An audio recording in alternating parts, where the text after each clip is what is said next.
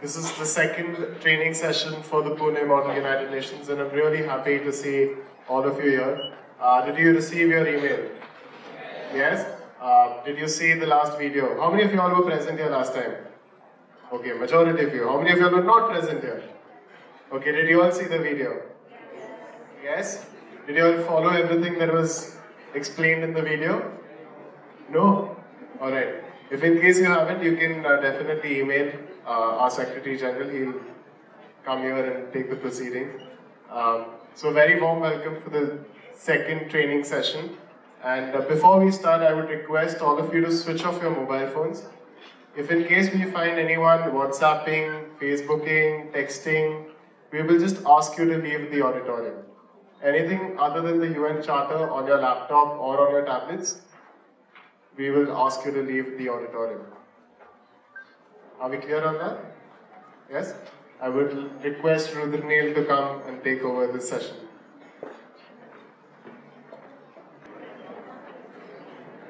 Good afternoon, honorable delegates.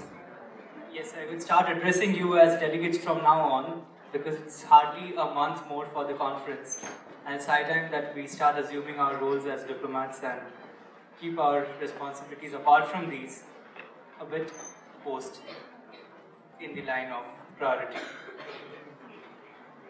For the ones who have been here last time and for the ones who have not been here, this session is going to deal with something totally apart from what we have covered.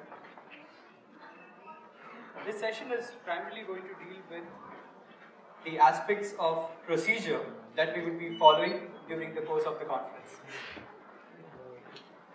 Now, how many of you are coming here for the first time and have not visited the session before? I would start with clarifying any doubts that you have from what you have not understood in the previous video. Are there any questions?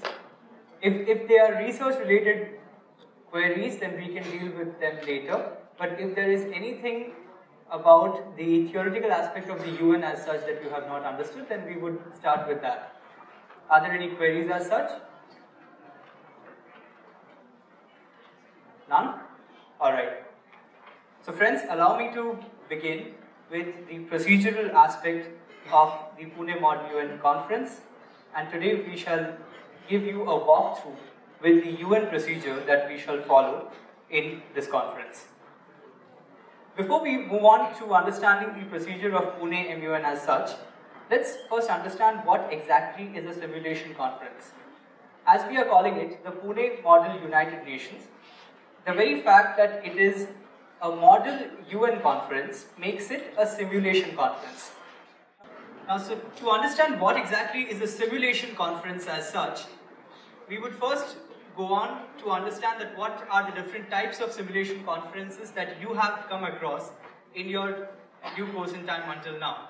So as a student, you must have heard of the model parliaments or mock parliaments in your school. Is that right? Yes? Some yes, some no, alright. Do you have a student cabinet back in your schools? Oh, that is somehow not true. I'll not take that. So yes, you have your student parliamentary system. As such, you have your prefects, your school captains in those order. At the same time, some schools follow a parliamentary system of student union. That is, you have your school president followed by the prime minister and your entire cabinet of ministers. And I'm telling that from my own experience being part of such a school where we had the parliamentary system of student union. So that could be considered as a model or a replica. So it is a simulation of what originally happens at the level of governance in your country. Similarly, in a mock parliament, you assume roles as ministers, as members of parliament, and you participate in a parliamentary proceeding which is similar to the one that we have in New Delhi in our parliament, either in the Lok Sabha or the Rajya Sabha, as the case may be. Alright? In the similar fashion, when you're talking about Model United Nations, you start representing your country at the United Nations as a diplomat. As simple as that. So that is precisely what a model or replica conference is like. Now, what are the different levels at which we are going to simulate the United Nations or make a model of the United Nations and participate in it, right? The first level at which we are going to simulate it is the structural level. Now, what do we understand by the term structural simulation? That we are going to adopt the exact structure of the UN proceedings in terms of its committees. If you notice that Pune MUN conference does not have any fictitious committees or any historic or futuristic committees, we have it exactly as per the present committees of the United Nations, and we have chosen 14 committees of the set of UN committees that we had to simulate and to participate in for the conference in Jan 2014. So that is our simulation at the structural level. Following that, we would be simulating the UN at an organizational level, which is, what is the organizational structure as such? That you are the delegates and the debate of the committee is being directed by the conference officials, or what you may term as the executive board members. Now, having such an organizational structure, along with your secretariat, who is going to provide the administrative support for the conference, will be an ideal example of how we are going to simulate the UN at an organizational level. Moving on, we have the simulation of the UN at the functional level. Now, what the UN does, or in what way the UN functions, we shall understand it from the charter, from the various sources through our research, and in the same manner represent our country's policies and help the simulation go towards a functional direction. And therefore, we have chosen the agenda of the conference as per the actual agenda of the United Nations which exists at the moment, and the Secretariat will also function and assume the responsibilities in the exact manner as it should happen at the United Nations. Following this comes to the important aspect of procedure. The conduct of business is something which we are going to simulate exactly as per the United Nations, and therefore we would be dealing with the procedural aspect of the conference today and going into the depth of it as to how we should simulate the conference at a procedural level. The part which with respect to structural, organizational and functional, there's nothing from your end that you need to understand. Maybe at the part of the organizational level you need to realize that what role you assume and come into the conference, that's all. But more importantly, as delegates, you should focus on the procedural simulation of the conference, and that is precisely the conduct of business of the United Nations. Let's go through a very brief journey of the simulation conferences that have happened so far. The League of Nations were simulated by the various universities across the world during the 1920s, followed by which the UN came into being, and model UN simulations started by Harvard University. So it was a pioneering enterprise of Harvard University, which focused primarily on in-committee debates.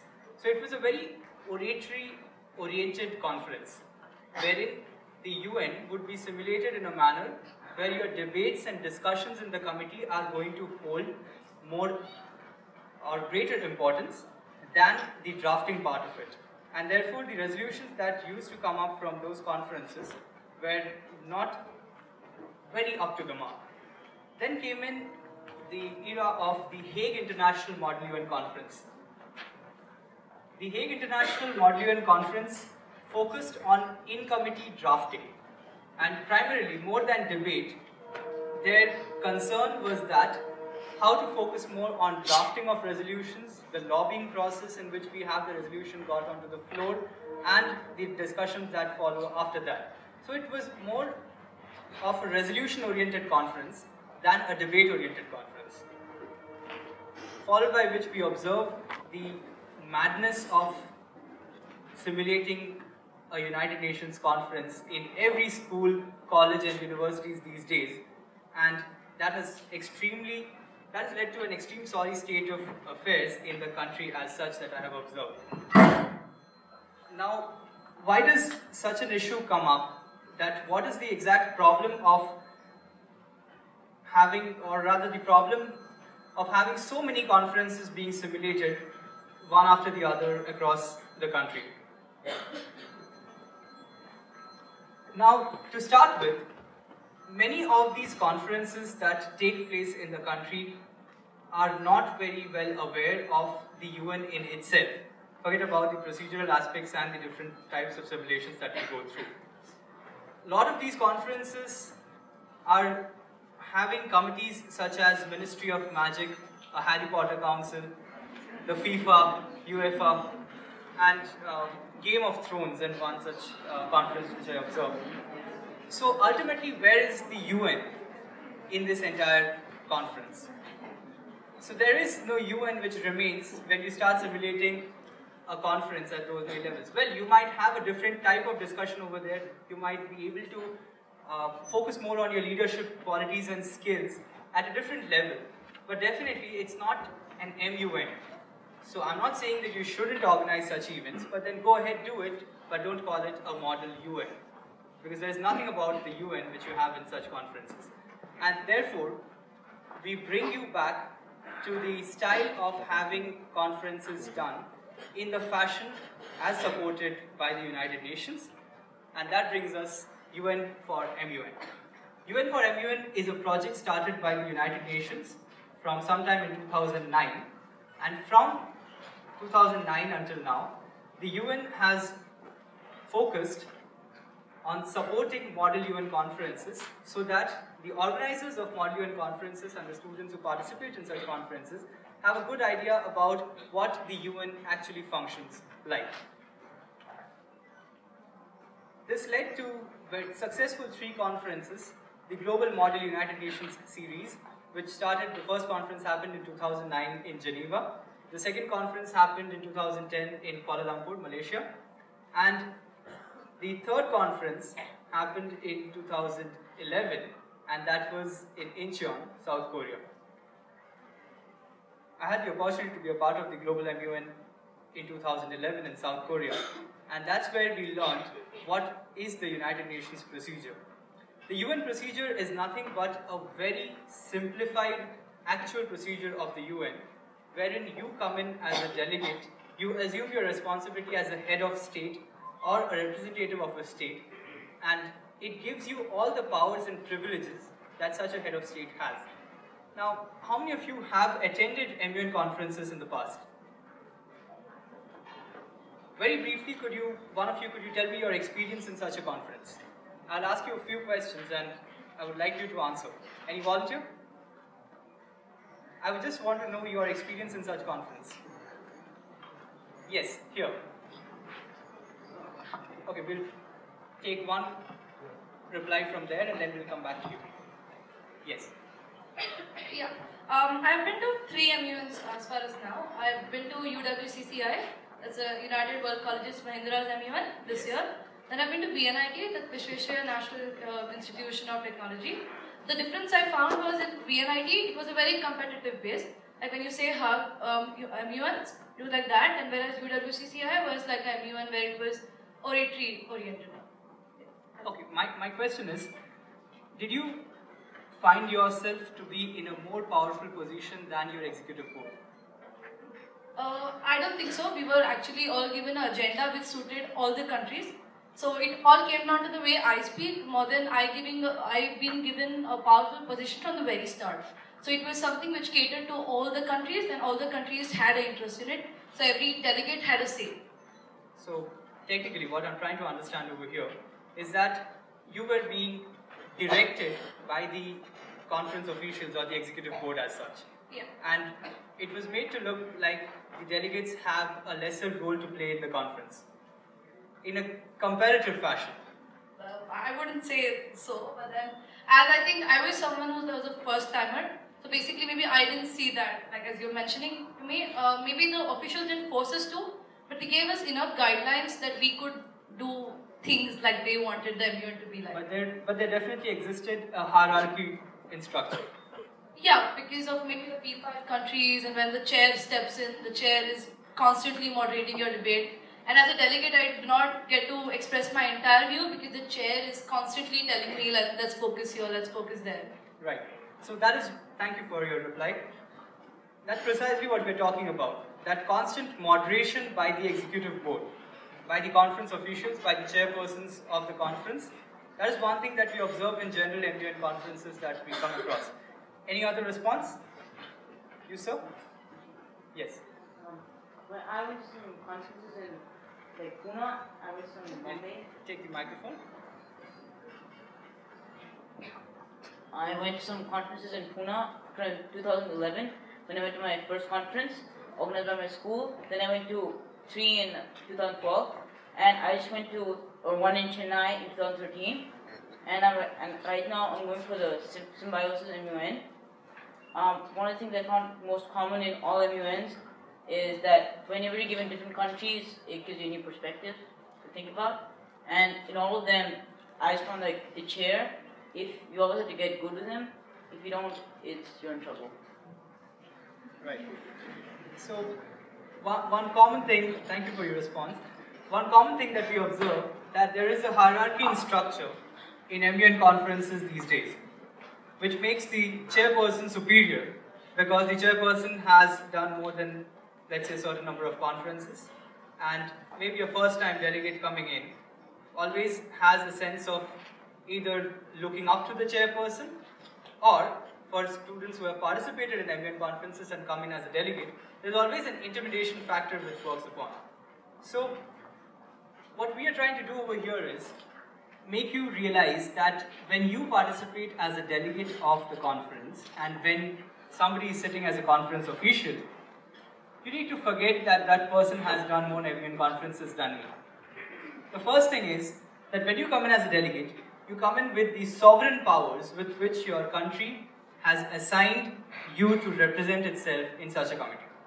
So what you say over there has the highest authority whatsoever. Forget during the course of the conference that you are being judged or you are being marked upon or this is a competition. It is not. At the end of the day, you are trying and you are representing your country's opinions, your country's foreign policy.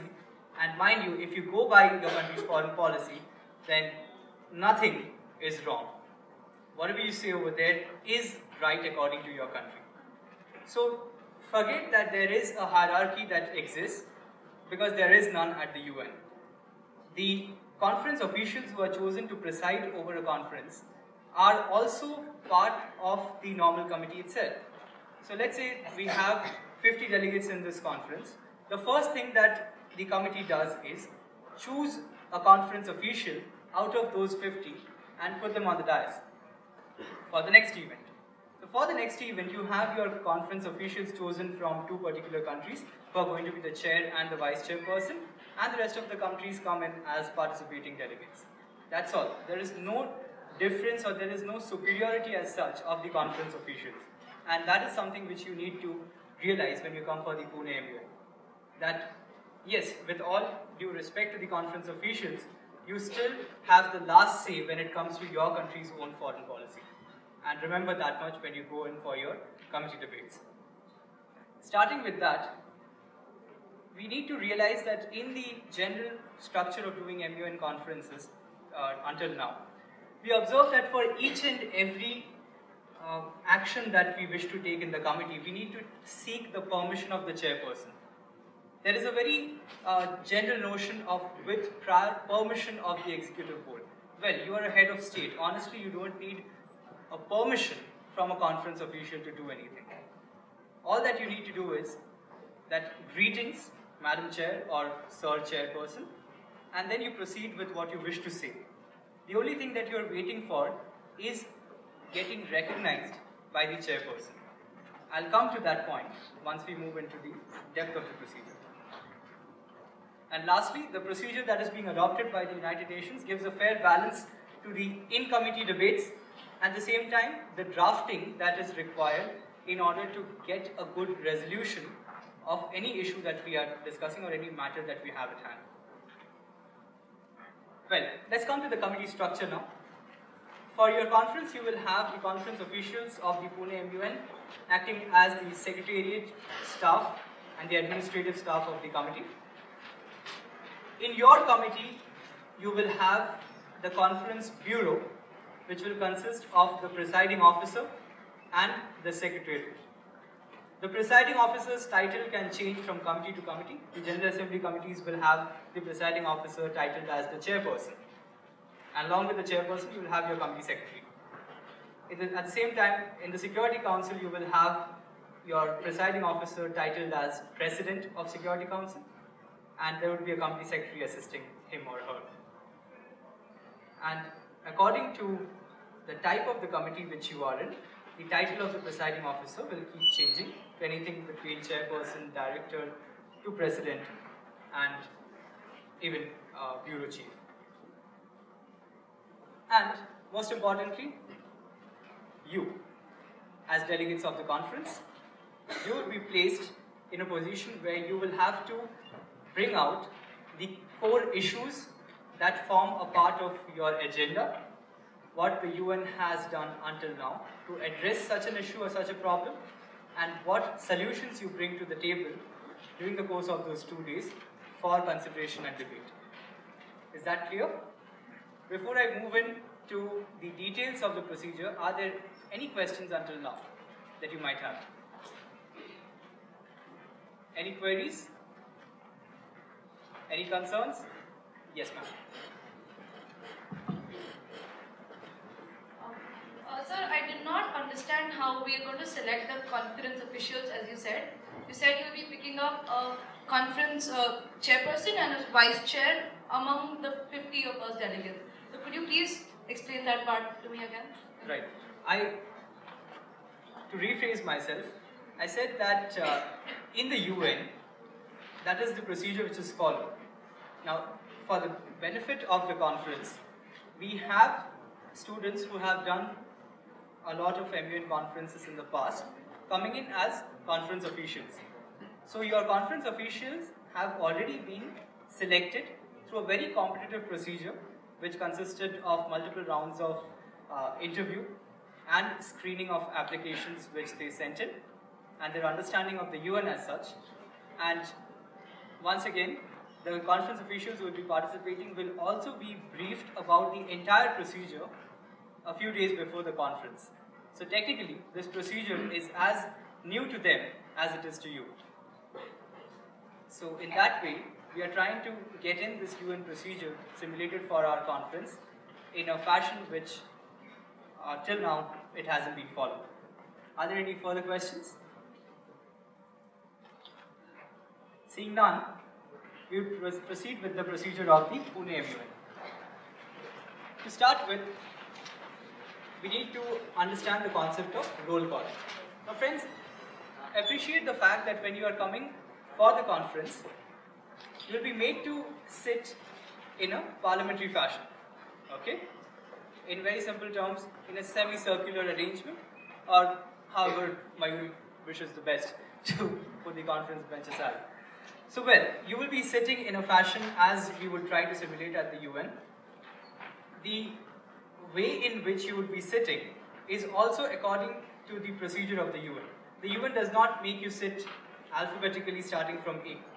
Because if that happens, in every conference from the past 60 years, the country whose name starts with an A in the alphabetical order will always have a particular seat.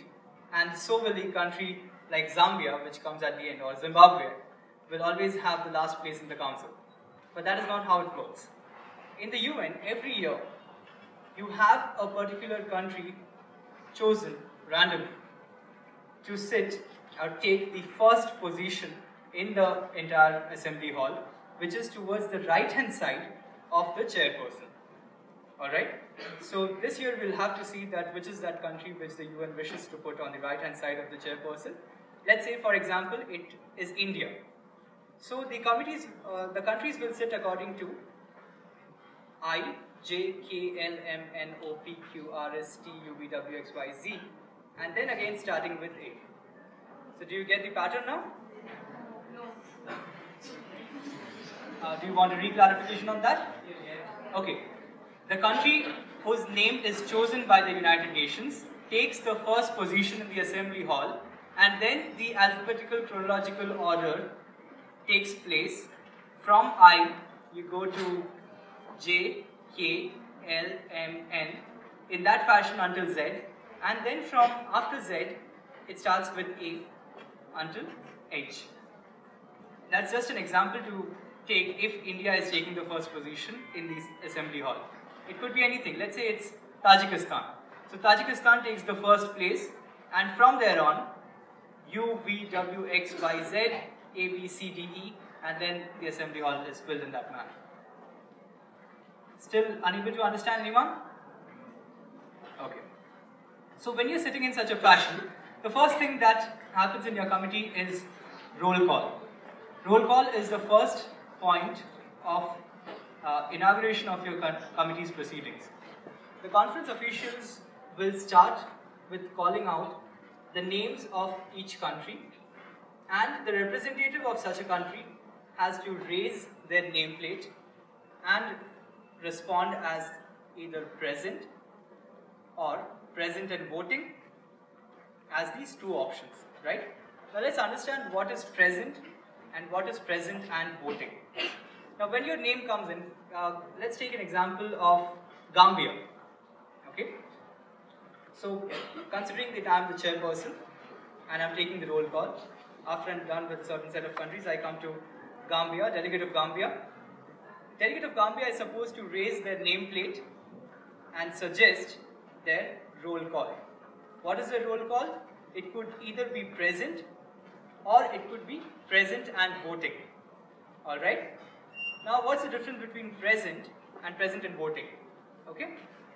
When I say as a delegate that I am present and voting, that means I shall participate in the debates of the committee, and at the same time, at the time of voting upon the resolution, I will be voting either in positive or in negative. I would either give a yes or a no at the time of substantive votes. And when you say only present, then at the time of substantive votes, you have the option of saying either a yes or a no, or staying out of it by saying abstain. Now this will make you have a lot of questions regarding what exactly is a substantive vote. Now when you are in the course of debate on a particular topic, there are certain issues which come up in the council which requires decision on a democratic basis, right? So let's say we have a particular topic up for discussion in the committee, and the committee wants to know whether this topic should be taken up for discussion or not. Whether this is a substantive issue or a procedural issue. Such a thing is a procedural issue. That should we go on to discuss the merits of this resolution? This is a procedural issue. But if we are talking about, let's say, should we go on to have a vote on this resolution, then it becomes a substantive issue. Further, voting upon the resolution itself is a substantive issue. That means that finally, when the resolution comes up on the floor for the final vote, that whether the country will be voting yes or no, at that time, such a process is called a substantive process. Anything that deals with the actual agenda, anything that deals with the subject matters and the issues that concern the agenda are called substantive matters. While anything to do with the procedural issues of the conference are known as procedural matters, and voting over there is either in yes or no, you can't stay out of it. But when it comes to substantive matters and the votes on substantive matters, you can either vote in favor by saying yes, you can vote against by saying no, or you can stay out of such a voting process as such. Now, why would a country want to stay out of the voting process? That might be your question next. So, giving you an example, that let's say the issue of Pakistan trying to gain a favorable vote at the International Atomic Energy Agency to become, or rather to be a part of those countries which are allowed to trade uranium in order to enrich them for civilian purposes or for any peaceful use as such. You know that India has already acquired such a status at the IAEA and we are allowed to trade radioactive material. But at this moment, Pakistan is lobbying in order to have such a vote done in their favor. Now, if I am a country who is a good ally of Pakistan, but at the same time, I am still concerned as to what would be the utility or what would be the effect of having such weapons grade uranium with Pakistan and how they will be using it, I have no idea. Or rather, my country is concerned that whether Pakistan should actually trade uranium or not. So in that case, despite being good allies, I have my own concerns. So if I am an absolute ally, if I am supporting Pakistan in every aspect, I might go ahead and say, yes, I vote in favor. If I am not in favor of Pakistan doing such a trade, then I will go ahead and say no. But what if I do not wish to spoil my foreign relations with Pakistan, and at the same time, I want to keep a good balance of friendship between the country, and I do not wish to say a yes because I have my concerns. At the same time, I don't wish to say a no because that will strain our relations. So in such a case, the country has the option to abstain from the voting, to not give either a yes or a no. Is that clear? So that is why when you are talking about the resolution, when you are talking about the final result of the conference, what are the main issues that you have raised, what are the solutions that you put forth, and finally the approval or disapproval of such solutions which come in form of your resolution or your committee document, that is called the substantive vote at the end. And there you may either vote in favor or against, or you may not take part in the voting procedure at all. Are there any queries? Now, yes ma'am. Could you please explain the difference between voting and present and voting and present? Yes, I'm coming to that now. I just wish to understand that you have a fair idea as to what is exactly a substantive vote and how the procedure of yes, no or abstain works. Alright? Now from here on, if you give your roll call at the beginning of the conference as present and voting, when such a substantive vote comes in, you have to vote either yes or no. But if you have given your roll call at the beginning of the conference as present, then you don't have an obligation to vote in that conference. And therefore you can say either a yes or a no, or you can stay out of the vote by saying abstain. Is it clear now? Any queries regarding present and voting? Yes. Then why would anybody say present and voting? Why can't you say present? That's a good question. Now, you need to realize that the country's foreign relations and the foreign policy is already set. So when you are coming in as a delegate of a particular committee, you know what agenda you are going to discuss, and you know what your committee's and what your country's position is on that issue. Okay? So now, let's take the example of India in the Disarmament and International Security Committee, which discusses nuclear disarmament as such. Now, if we are talking about India's policy on nuclear disarmament, it's very clear that we do not support the use of nuclear weapons, but at the same time, we wish to keep them as deterrents in order to safeguard our interests from other nuclear powered countries. At the same time, we have not signed or ratified the Nuclear Non-Proliferation Treaty because Pakistan has also not ratified that treaty, and therefore we wish to keep an equal balance over here. If we sign or ratify the NPT, that means we can't develop or test nuclear weapons in our country. That puts us in an international obligation to not use nuclear weapons at all. And when a country like Pakistan, for example, in this case, has not signed the NPT, the country can still go ahead with its research because there is no obligation on Pakistan which exists with respect to nuclear weapons. So this is India's policy in brief. Now when I go for a conference as India in DISEC, my policy is very clear to me, and I know that if the resolution of this nature comes in, I'll vote either in favor or against. The moment when my country's position is such that the outcome is very unsure and vague, at that instant only, I will take the voting as present. And later on, I will give it as either yes or no or abstain. When I'm very sure about my country's policy, I will go ahead by saying present and voting, because whatever be the outcome of the conference, whatever resolution comes up, I know I'm going to either say a yes if it is in my favor, and if it is not in my favor, then I will say no. So the option of present and voting goes very much hand in hand with how much research you have done and how much you know about your country's policies and how confident you are to go at that stage and represent your country in that manner. Now, if you have a topic like relations between Israel and Palestine on any matter, for example, I think ECOFIN has such a topic with respect to Israeli settlements. I'll take your query after this. On that matter, when India goes in such a committee where we are discussing Israel and Palestine, India is unsure about what would be the outcome of such a discussion. In that case, we would want to have with us our right to stay out of the vote in case it comes up to such a position where we have to choose between one of the sides.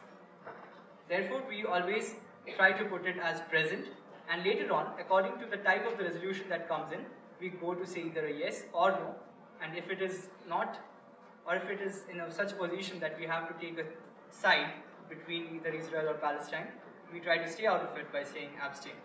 This could be observed from your previous voting records at the UN, and this forms a very important part of your research, that you go through every resolution that has come up on your agenda and how has your country voted in such a resolution. Then by that itself you would know whether to support it or oppose it.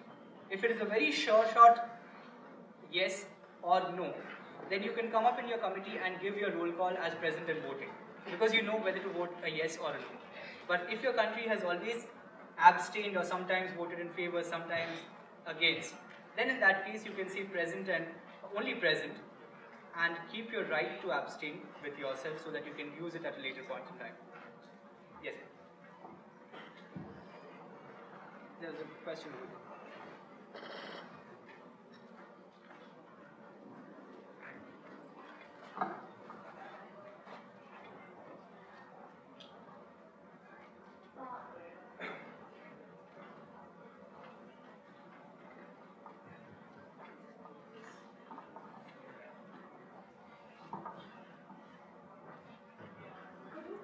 Could you please clarify what a substantive matter and what a substantive issue is? Substantive matter and substantive issue. Yeah. They're both the same. Okay. I was just using it interchangeably. The distinction where you have to, what distinction you need to draw, more importantly, is the difference between procedural matter and substantive matter. Okay? So, anything that is procedural deals with how the committee's proceedings should be conducted, what types of vote you can move into, should you discuss this topic or not, should you go ahead with the voting or not. These are procedural matters, and these require either a yes or no. It doesn't matter whether you said present or present and voting during your roll call. You have to say either a yes or no. Let's say we have a resolution ABC. The name of the resolution is ABC. I suggest that we should go for voting on this resolution. The conference officials will take a vote in the committee whether we should vote this resolution or not, and that has to be supported or opposed. You don't have any third option here. But when it comes to the actual voting on the resolution, that whether to support this resolution in itself or not, and not whether we should support the voting of the resolution. Do you see the difference here? One is to support or oppose the idea of having a vote on the resolution. This is procedural. The second one is to support or oppose the resolution itself. So the resolution is the substantive part. The resolution is the final solution or outcome of the committee's discussion and debate. And that is called substantive. that what we are trying to gain out of this conference or the committee proceedings. And what is procedural is only to see in what direction the committee is going towards. Alright? Okay, thank you. Are there any further clarification? Yes, sir? Then. In the Security Council, do the permanent members get the power, the veto power for the voting? Will the permanent 5 members get veto power in the Security Council? Alright, thanks for the question. Now, firstly to make everyone realize what exactly is a veto power. What do you think is a veto power? Anyone? Yes? No, the one on the side. Veto power is basically that if the rest of the non-permanent if the rest of the non-permanent members take a stand on a particular topic, then the permanent 5 members have the right to discard it if they do not agree with it. Partially correct, partially not. Is there any other explanation to it? Yes, right at the end. Yes, you. Yes, go ahead.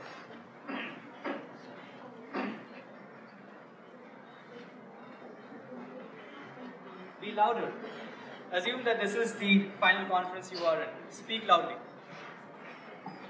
If any one of the permanent members votes against the matter, then even if they've got a majority from the non-permanent members, it cannot be taken.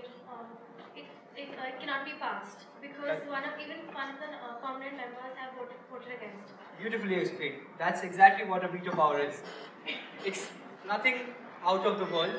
It's just if we are having a vote on resolution and one of the permanent members says a no for the resolution, that no is the veto.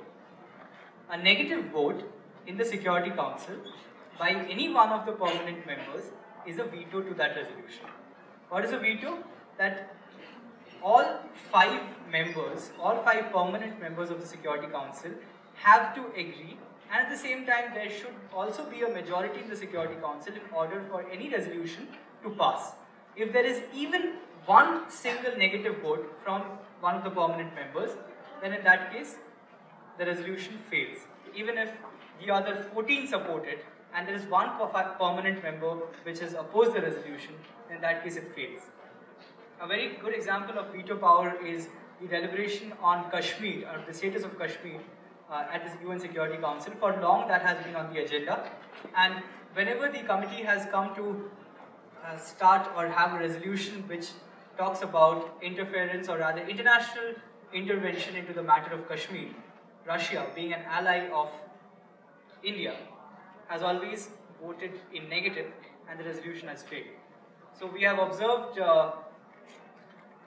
Krishna Menon giving long speeches of 2 and 2.5 hour durations trying to convince why the entire matter should not be at the UN at all and it should be discarded, and how international intervention is not required at this moment. And what Russia does is nothing. At the end, just goes and says no. So yes, that is in favor. So it explains to you that what type of power these 5 permanent members have to yourself. Now, whether we have such powers given to you at the Pune MUN, the answer is yes.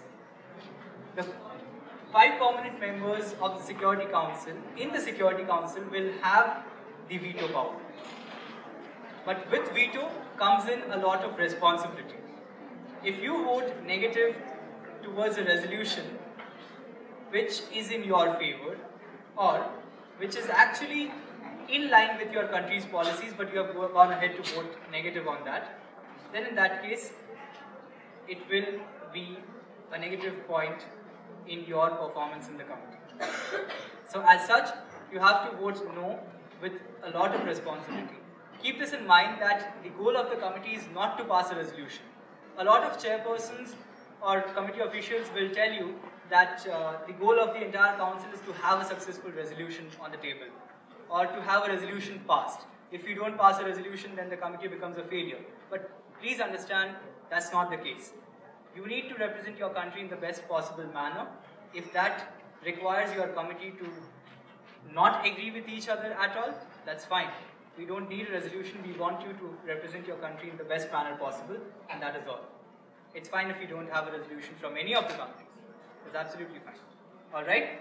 So are there any further clarifications of roll call? Yes, sir. The one in yellow.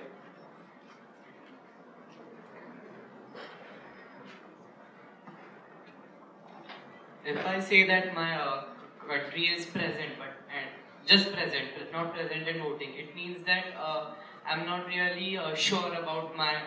I'm not really sure. So will that create a negative image about my country among the other countries? Right. Now, not on the other countries, but with respect to the conference officials or the conference bureau who are observing your performance, this also goes into your research that if in the past your country has always said present and voting during the roll call, and today you come to the conference and say only present, then it is a negative inference. If your country has always said only present, and today you come and say present again, it is going exactly in line with your country's stand, and it would be appreciated. So you need to research upon your past voting records and see, has your country said present or has your country said present and voting? Because you will not get these information directly.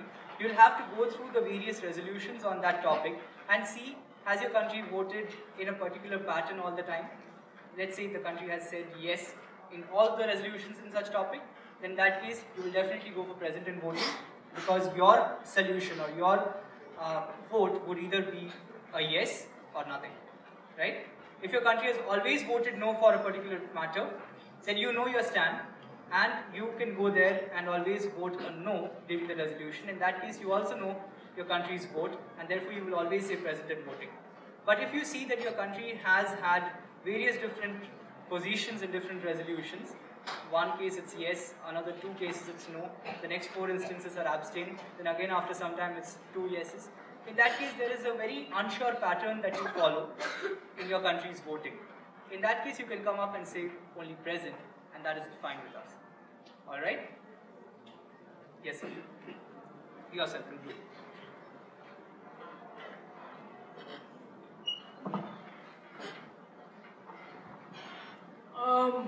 Yeah, so if one P5 says no to a resolution and one P5 says yes to a resolution, what happens then? Even a single P5 saying no to a resolution is a no on the entire resolution. Thank you.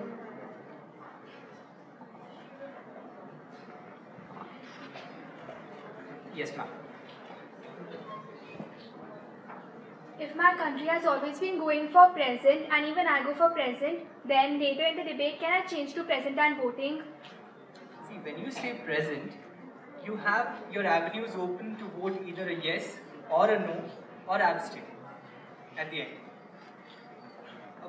If you have your voting stance as present in the roll call, then in that case you are in a favorable position already, I could say. But if a country has present and voting right in the beginning, and later on in the course of the conference it realizes that I cannot say either a yes or a no on this topic, it's coming to such a position where I might need to stay out of the debate, then such a committee or such a country as such can approach the executive board and get their roll call changed. Alright? If you're already present, you need not do anything. But if you're present and voting, then you can come back and say that I wish to change my roll call stance to present in order to open the avenue of abstaining from the vote at a later stage. Okay? Thank you. At the extreme right of our assembly hall.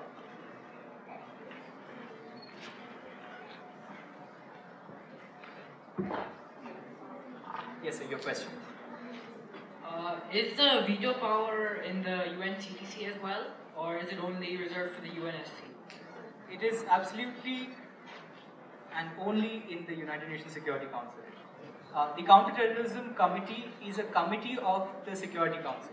So it's a subcommittee. It may not have the powers of veto, but if in the course of the next 1 month, if there is any change in the UN procedure and we need to incorporate that, then we shall do it.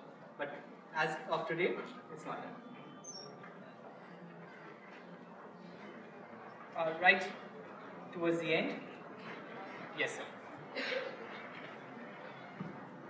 You said that during the roll call, you either say present or present and voting, based on what you will say in the substandard matter. How exactly is the substandard matter raised? The substantive matter is precisely your debate that happens in the committee. Whatever is relating to the agenda, whatever issues that you bring to the table, how the ways in which you present your country's policies, the speech, the discussion as such, these are all parts of the substantive matter. And in the course of time, we will be touching upon how to bring in these substantive matters for debate in the council. So allow us 5 more minutes and we shall be on the substantive matter actually.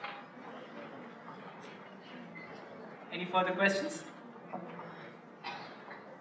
Lady at the center.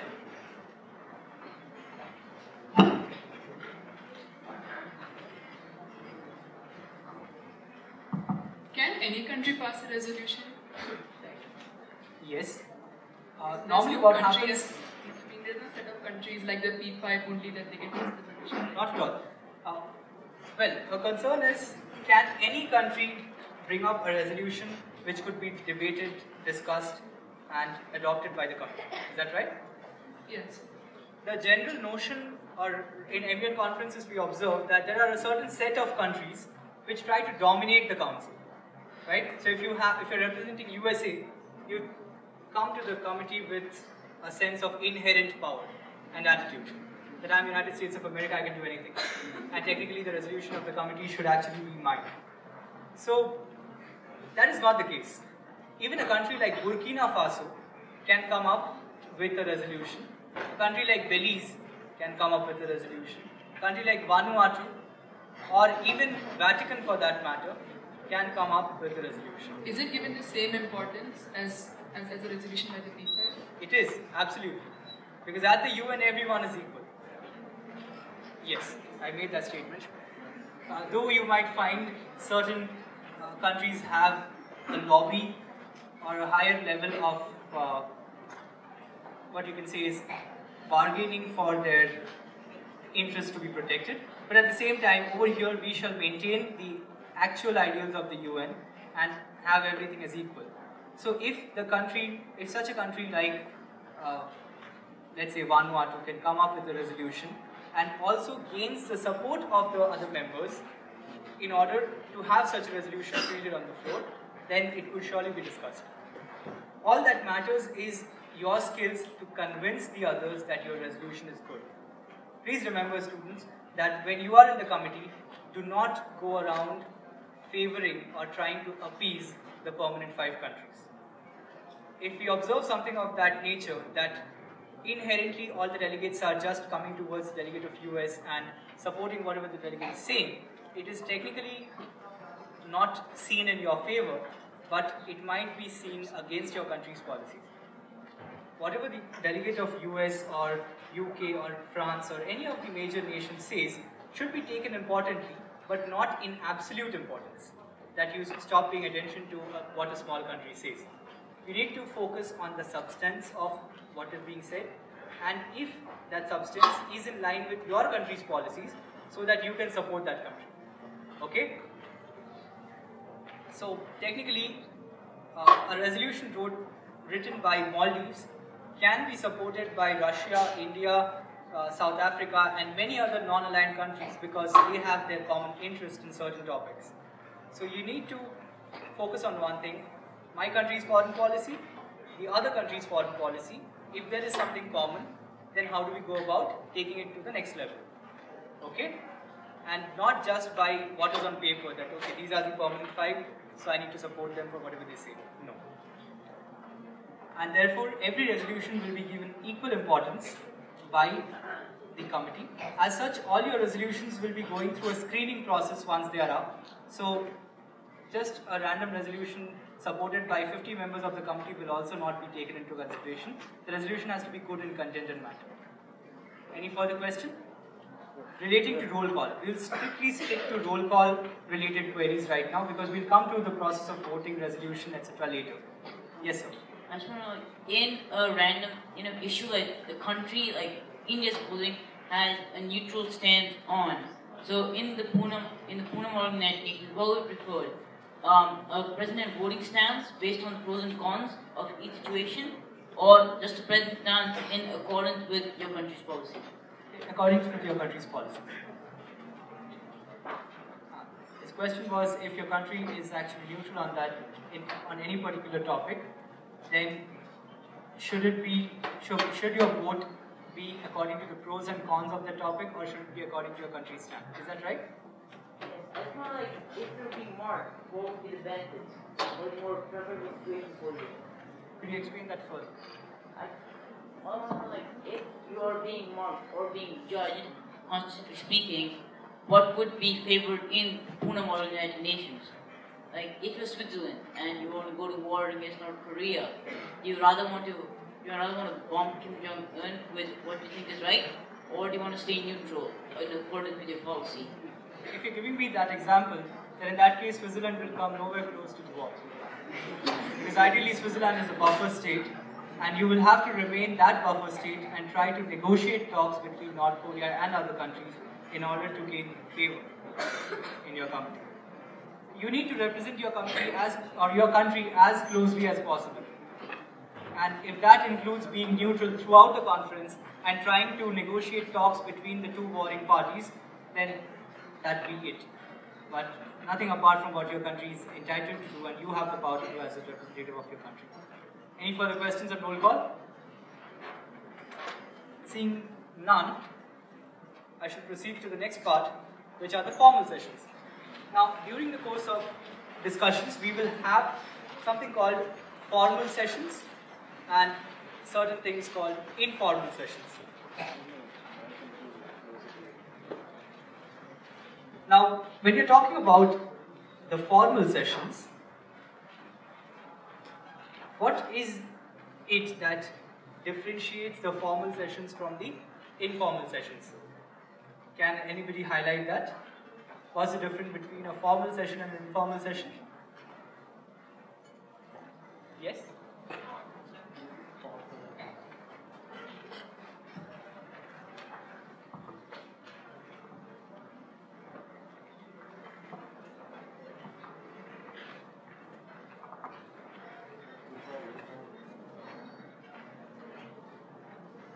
Right.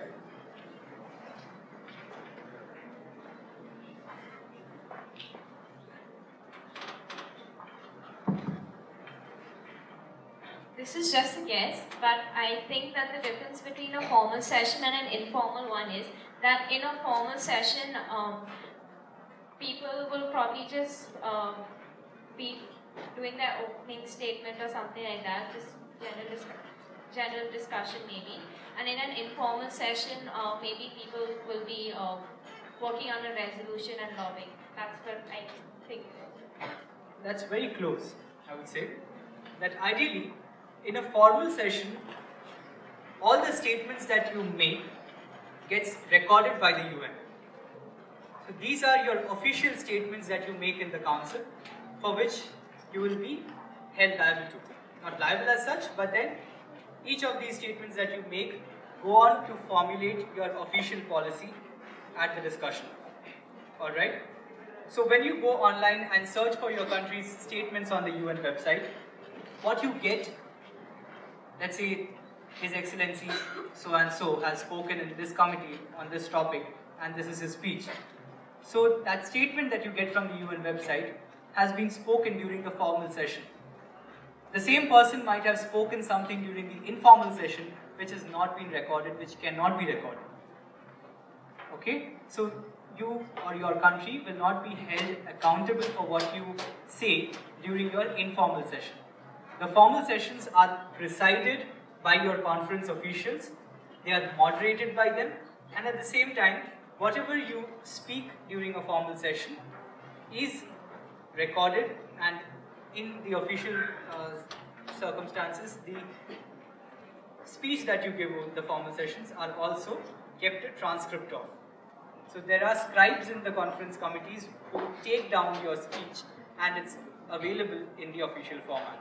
Now we don't have such a large workforce in order to have the translation committee. At the same time, we'll have a transcription committee which will actually work on your speech and your transcripts.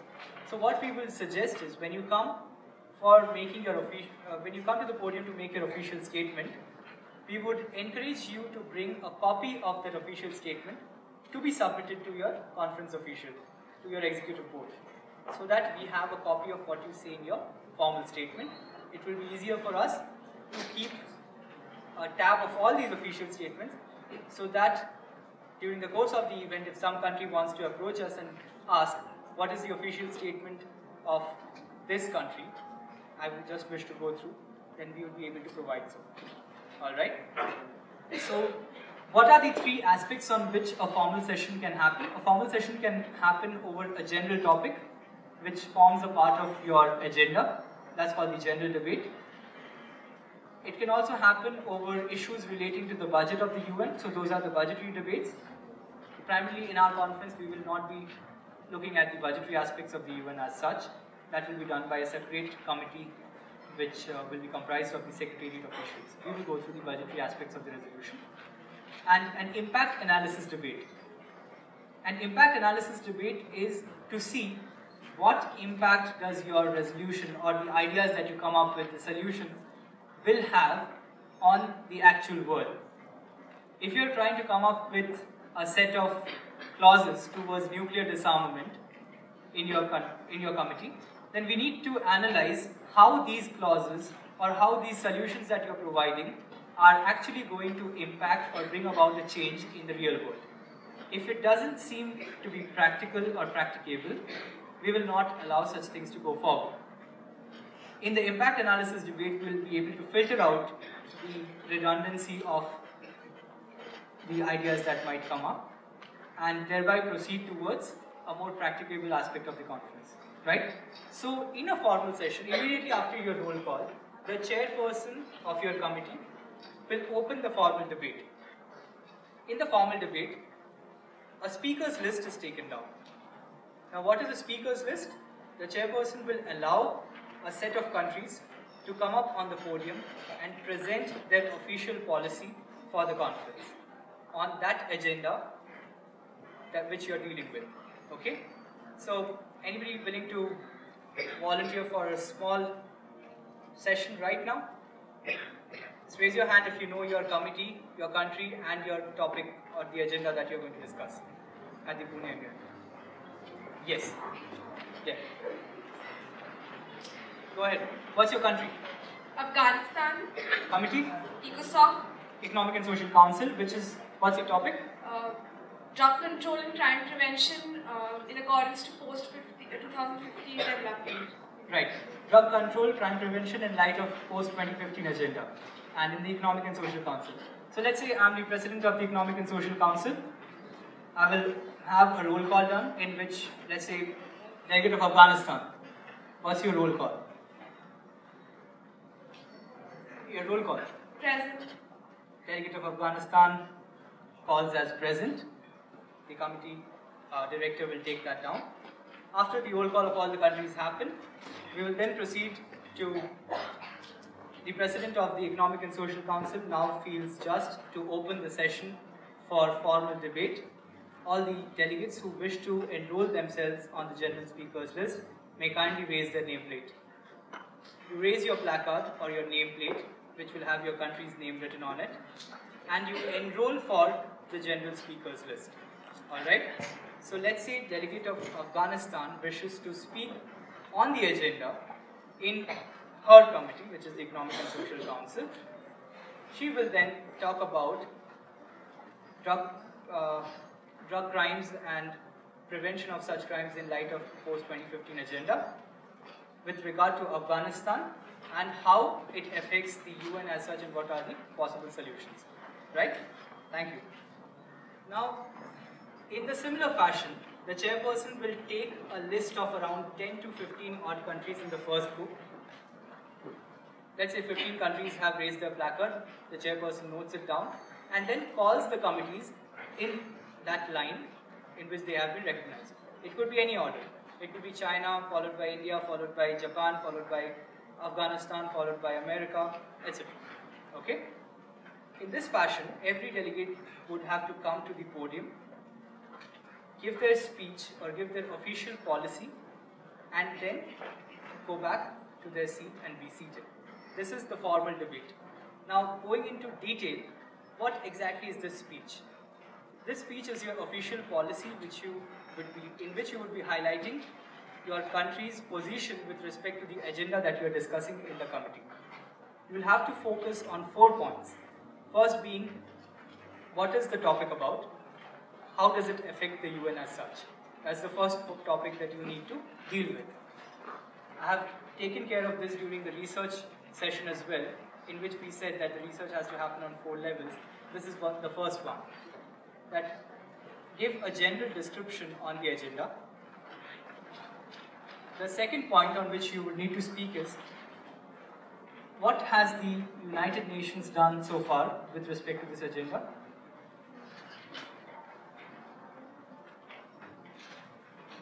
Thirdly,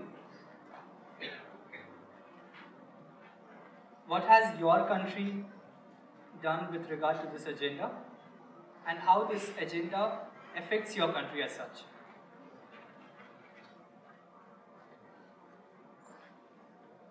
And lastly, what are the solutions that you are coming up with today in this committee that need to be considered by other delegates? Let's go through these 4 points once again. The first one would be to give a general description on the agenda. Second would be to highlight the work of the UN till date on this particular topic. Thirdly, how does this agenda affect my country? And what has my country done till date with respect to this agenda? And lastly, what are the solutions or what are the methods, what are the ideas that I am bringing to the table to resolve this issue today?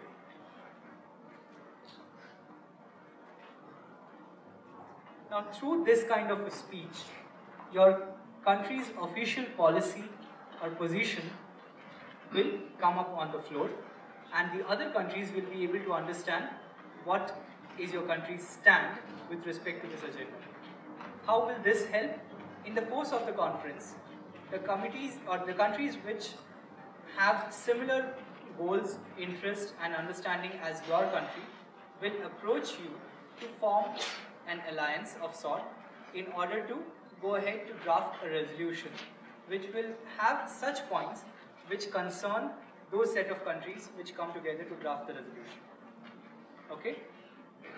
So how do you come to the podium and how do you assume your position as a delegate? How do you speak? How do you go back? This is also part of the procedure. There is a protocol for it. Now once your name appears on the speakers list, you walk up to the podium, you address the conference officials, you address the entire committee as, let's say, okay, give me a country. Kenya. Okay, I've taken it. Kenya. Let's say I'm the delegate of Kenya. My name has appeared on the speakers list. I come to the podium and I will start. Greetings, Madam Chairperson, Sir Secretary, Honorable members of the conference staff, and my fellow delegates present here. I'm the delegate of Kenya, bringing greetings from our land and further wishing to substantiate on the topic of nuclear disarmament in the Middle East as such. I created an agenda. So this is how you can begin. There is no particular way in which you need to start. There is no opening line which I can give you and say that this is the opening line and this is how you go about it. No. It's a free speech. You just come there and only things that you need to remember is you need to address the executive board, you need to address your fellow members in the committee, you need to address the conference staff who are present apart from the delegates and the executive board, and then proceed with your topic. Alright? There is no particular opening line that you can ask me that, is this how I begin? It could be, right? More importantly, Our concern is how do you end? After you have spoken what you need to speak, you thank the committee for giving their time. And further, what you do is, you specify how you would want to yield your time. Now, yielding is a very important thing which we need to know at this point.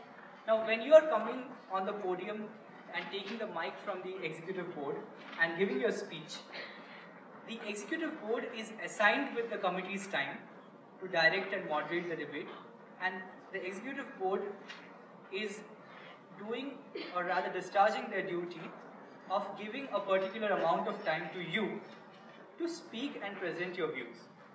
Once you are done doing that, it is your duty as a delegate at the UN to give the mic or the position of a speaker back to the executive board. That is called yielding. Y-I-E-L-D. Yield. So, after completing my speech, I can yield my time or yield my position to the chairperson, or if there is any other delegate apart from me who also wishes to speak in favor of what I have spoken, then I can yield my time to such other delegate. So I can say, with this I would like to conclude my thoughts or my country's thoughts on this matter, and I would like to yield the floor to the delegate of China. Now, this type of yield should be pre-decided. When you're coming to the podium, you should know, or you must know, that you're going to give it to China, and the Chinese delegate should also know that you are going to yield it. Otherwise, from the middle of nowhere, you're saying, I'm giving it to the delegate of China. The delegate of China is probably not even present in the committee. So, it's not something which you arbitrarily come up with. A yield is always pre-decided, and you need to discuss it with such other delegate you want to yield to. Because a yield always shows the substantiation of your point that you are making there. Okay? So something which you want to reinforce, something which you want to show to the world that not only my country, but there is another country which also opines on the same direction or wishes the same. Then you yield your time to such other delegate, and that delegate will come and take the rest of your time. Yes, ma'am. How can you pre-decide that you want to give the floor to another delegate during the conference? Right. Now, when you're coming to substantiate your position, your official policy, maybe for the first time you do not yield. You come, you present your policy altogether, but from the time after that, you are always in a position of discussion with other delegates. Alright? What's your country that you're representing? South Africa. South Africa. What's the committee? ECOSOC. South Africa in ECOSOC. So, let's say you have had discussions during the course of the debate with India, that India and South Africa wish to invite certain other countries to have a particular committee formed at a regional level to address issues relating to drug crimes and other crime prevention. Alright? Now, to substantiate this point, you might come and suggest that this is what we wish to do, and to highlight my ideas further, I would like to invite the delegate of India, or rather I would like to yield the floor to the delegate of India. And delegate of India might come and give their reasons further as to why India is collaborating with South Africa for such a mission. This is just an example. There could be various reasons for which you would want to yield your floor. Okay? So during the course of debates, you will come up with multiple different alliances, tie-ups with different countries, understandings, and to reinforce your point, to give more focus and emphasis on something which you have already said, you can invite a delegate through a yield who will come and further substantiate on that point. Okay? Any other query? Yes, ma'am. What is the time period you have when you... Time period that you have. For your opening speech, you will have the time of at least 2 minutes. Does that include the whole thing? That is just your opening speech in total. Now, when in your opening speech you are utilizing the entire time of 2 minutes, then the only yield you can do is back to the chairperson. Okay? But if you have utilized only a minute or a minute and a half, you have 60 or 30 seconds left. Then in that case, you can yield it to another delegate, or you can give the rest of the time So it's not compulsory that you have to yield it to another. It's not compulsory that you have to yield it to other delegate. Okay? If you have some time left, you can yield it to another delegate, or you can yield your time to questions in the committee. Alright? What are questions? Basically, if I have a query regarding something that you have mentioned in your speech, and I want to ask you such a question. If you yield your time to questions after you are done with your speech, you are making yourself available for questions on your speech to be asked. Is that clear? If you are already out of time, then you don't have this option. If you have some time left, only then you have an option to yield time for either questions or to yield to another delegate. Yes? So would it be preferable to yield some time for questions? Would it be preferable to yield some time for questions? Now, not yielding time to questions does not always negatively mark you. Again, it depends upon the position or the situation where you are in. Let's say you are in the middle of a discussion which is going towards a very heated direction, where people are expecting answers from you. And at that point in time, if you avoid those questions and go back, then you are shying away from your responsibility. If your country has had a history of doing this, and you continue to do so, then that's fine. But if it's, for example, USA has not always run away from the podium when it has come to issues relating to questions. So USA has always stayed back, answered, and in such a course, if you do that, that would be appreciated. And if you depart from such a procedure, then it may be taken negatively. But in essence itself, if you don't open yourself for questions, it is not negatively marked. Depending on the situation, it will be either a negative impact or a positive. Alright? There.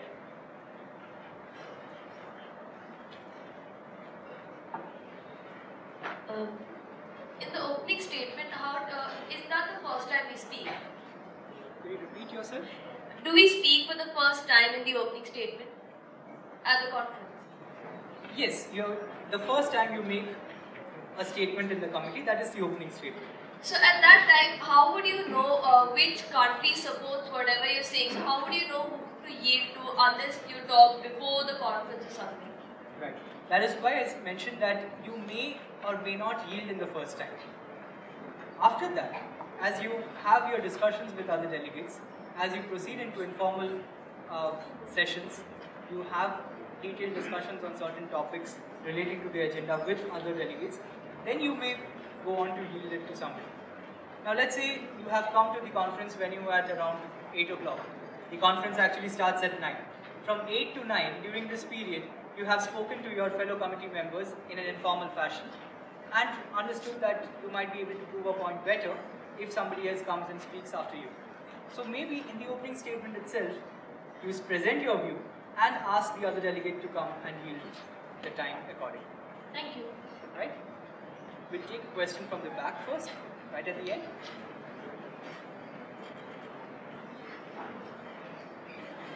Yes, sir. I would like to ask that you about the yielding. So if I yield my speech to a country, say we, like my country is Pakistan, and I yield my speech to some other country, do they have the option of saying no to it, or like, right? So can they reject? Or and plus one more thing, how do I inform them beforehand that I'll be yielding my speech to you? I got the first part of your question. Could you rephrase your second part again? Yeah. So what is it that how do I inform them? You said the person who you're going to yield the speech to, or you're going to end your conversation, or however you say you give a speech and you end it and you give it to a country, pass it on. So that country should know beforehand. Right. How do I inform them beforehand? Do I go to them personally and tell them, or something else? Right. So one of your questions is, how do you inform the other delegate that you are going to yield, and if the delegate says no, what happens? Are they compelled to speak, or can they reject it? If you have had a previous discussion with such a delegate during the course of the informal meetings, then I think in that case the delegate should not have a reason to say no. But then there is nothing that a conference official or executive board can do to compel a delegate to speak. Please remember, if in your committee you do not wish to speak and the executive board is forcing you to speak, please come to us and let us know. We respect the right of silence absolutely, and it is an inherent right that if you wish to not speak in the committee, you are allowed to do so. Okay? Now, it goes in the same fashion that if you yield it to some other delegate and that delegate does not wish to speak at that moment, that is respected. Even if you had a previous agreement that the person is going to come and speak. So let's say I'm India, I've had a word with China, that China will come up and speak something in my favor or something which we have discussed. If at the last moment China turns the request down and says I do not wish to speak, it's absolutely fine. Nothing could be done to compel it. And how do you communicate with another delegate in order to make them understand that you are going to yield the floor? It could be done through your informal discussions. It could also be done through writing a diplomatic chit to the other country. Diplomatic chits would be provided to you. It will have to and from written. To, you will have to mention the name of the country to which you are sending. From would be name of your own country and the subject matter and how you want that delegate or why you want that delegate to come and speak in your favor. And that's how the communication can proceed. Is that clear? Yeah. We would take another question from right at the end, the gentleman in blue. Is it a compulsion to address any statement to the entire committee, or can you address it to a delegate directly? Can you address to a delegate directly? Yeah. It is advisable that you address it to the committee at large, and then you can make a specific note about that country. Now, let me give you an example. You can't get up and directly say that, listen, USA, you are doing this and this is wrong. What you can do is that honorable member states, I would wish to bring a very important matter to the notice of this committee, that the process of weapons control has not gone very good in the days which we have seen in the past, and the efforts taken by the United States of America are not up to the mark that we would expect a country of this nature to go ahead with. So here you see that what you're implying is the same, but how you're saying it is different, right? So this is all about diplomacy. You use the knife, but you don't let the other person know that you're using it. Get it? Right. Yes. Can we make alliances during the session? Could you repeat yourself? Can we make alliances during the session, and how can we make it? You can definitely make alliances. Now, alliance is a very strong word to use. How do you make alliances, or rather lobbies, during the session? When you are in informal meetings with other countries, you come to know that which countries are in agreement with you and which countries are in disagreement with you. So the countries which are in agreement with you might want to work with you further in order to have a resolution presented to the committee. So that in itself becomes an alliance of sorts. Now, to form a permanent alliance within the committee is not possible. That's not how the UN works. But then there are multiple lobbies which are created through the course of informal negotiations as to who is supporting whom and how the policies are matching on a particular topic. So for that you will have qualified facilitators of discussion during your informal meeting, and the delegates will not be left alone. We are training a bunch of 14 facilitators to have for each of these committees, and those facilitators will help in your discussions further. Alright? So there you will be understanding it better how your lobbies are formed. Any further questions? Where is the mic right now? There. We would come from the end to the beginning. Just give us 5 more minutes, we'll come to you. Yes. Like suppose someone else says something wrong, then when is the right time to point that out, or should you point it out at all? Okay. You have pointed something very valid, but I would suggest that we take some time and then come to that question. We are slightly deviating from the formal debate at the moment. Just give us around odd 10 minutes, and we would come to that point that how you can highlight an inaccuracy in the committee. We go to the next question then. Can we pass chits to the chair?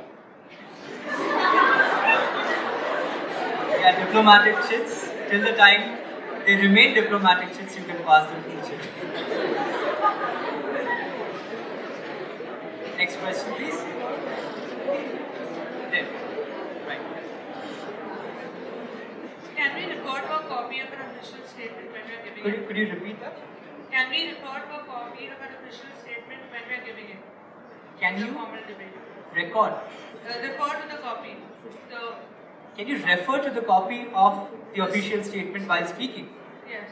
Yes, absolutely. And preferably, see, I understand that the idea of having a green conference and not wasting much paper, and these issues are to be highlighted and we need to follow them. But at the same time, we don't want laptops coming on the floor and suddenly while you are talking the laptop goes off. Technical issues can hinder you a lot. So I would suggest that when you are presenting your official statement and in any of the discussions that follow, you have your material printed with you so that it doesn't become a hindrance. And secondly, arranging for technological logistics like having a spy guard going from one end of the room to the other. These are issues which will actually delay the proceedings of the conference. So I would suggest that you have a hard copy of your official statement, and yes, definitely you can refer to it as you're speaking. The next question. If you finish before your allotted time, does that make you seem unprepared? If you finish before your allotted time, does that make you feel, or does that give an impression that you are unprepared? Not at all. As I said, that being a representative of a country, you are entitled to do anything that you wish, apart from causing anything that forms a contempt towards the committee or shows disrespect towards the committee. It has happened at the UN before that countries have come to the podium, first of all, they have taken their chance to come to the podium and just stood there for the next 10 minutes without saying anything. It's a show of protest. It's a sign of protest against that particular topic. And that could be done. And it's peaceful. So it does no harm. Yes, it is a harm towards the committee's time. But at the UN, these are peaceful methods in which representatives have shown their policy, their stance, or even their protest against a topic. So even if your speech or your policy is lasting only up to 10 or 15 seconds of the time, it does not show that you are unprepared. Till the time you are, in those 15 seconds, you're causing the maximum impact and you're giving out what's necessary for your country. Thank you. So what we are focusing upon is quality and not quantity. Gaddafi has spoken at the UN for 66 minutes at stretch.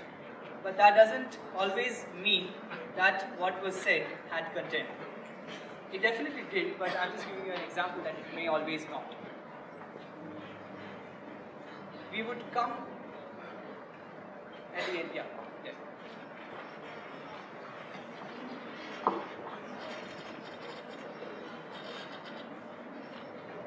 In the Security Council, we have 2 delegates representing each country. That's right. So how do we go about giving the introductory speeches or whatever?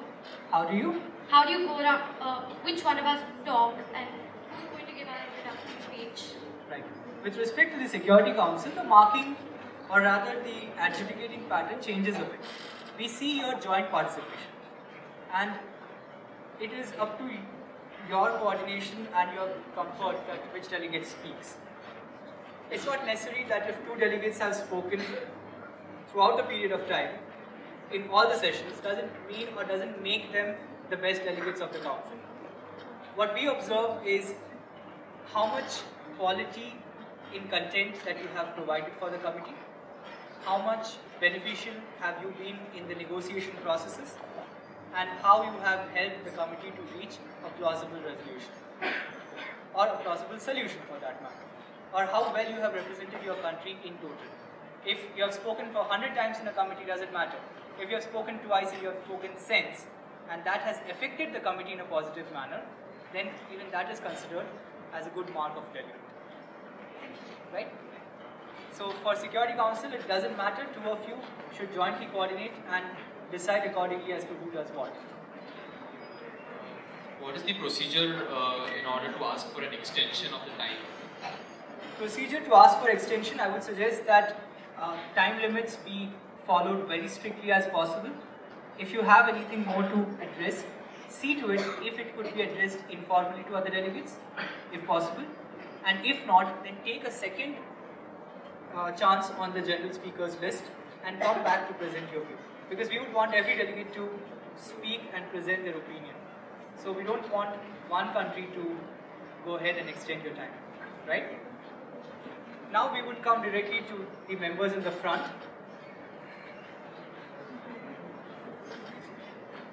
Sorry for that long wait. We'll go in this order. Yes. Like if someone yields their time to me and I don't speak, does that keep a negative effect on me? Like, No, not at all. you said that you have to inform the delegate before that. No, this in itself does not have a negative impact on your marking. It's absolutely fine. Next. In our debate, we've got 2 minutes time. So our greeting and thanking, is it included in that time? See, 2 minutes is a rough time. We would try to cut the greeting and thanking part out of it. We try to focus on the content, which consists of 2 minutes. So if you have gone above 2 minutes up to 2 minutes 20 seconds or something, which includes your greeting and thanking, that's fine with us. Alright? Focus on 2 minutes of good content and keep the rest aside. What kind of language are you supposed to use? Like, can you use personal pronouns and... Personal pronouns, up to an extent, try to avoid, but if you use it, it is not negatively marked, or it should not be negatively marked. What are you supposed to say if you're not going to use personal pronouns? Give me an example using personal pronouns, allow me to convert it for you. If you say, I would like to say, then what I would like to say, the delegate of India would like to present, or would like to highlight, would like to say. Okay. And if you want to address any other country, let's say beside you, what's your country? Australia. Australia. And you are? Brazil.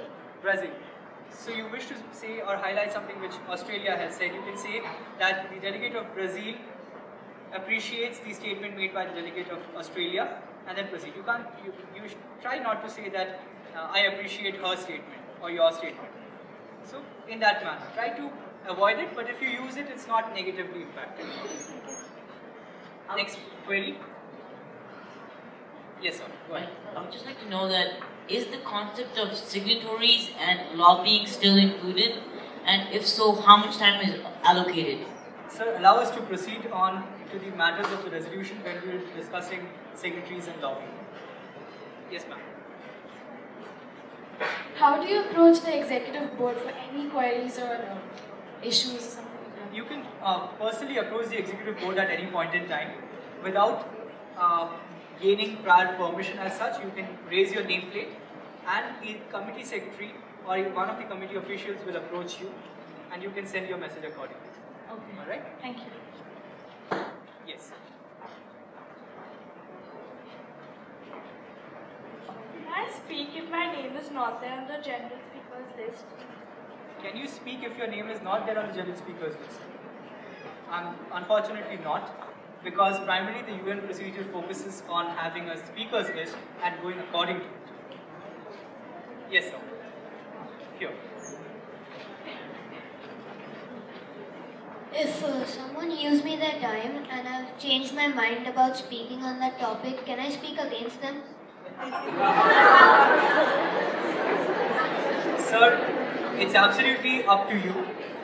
If it is in line with your country's policy to speak against them, go ahead do it. But depends on what agreement you have had with the person. Would be unfair, but nothing is unfair if it's according to your policy. Now, Madam in yellow, here.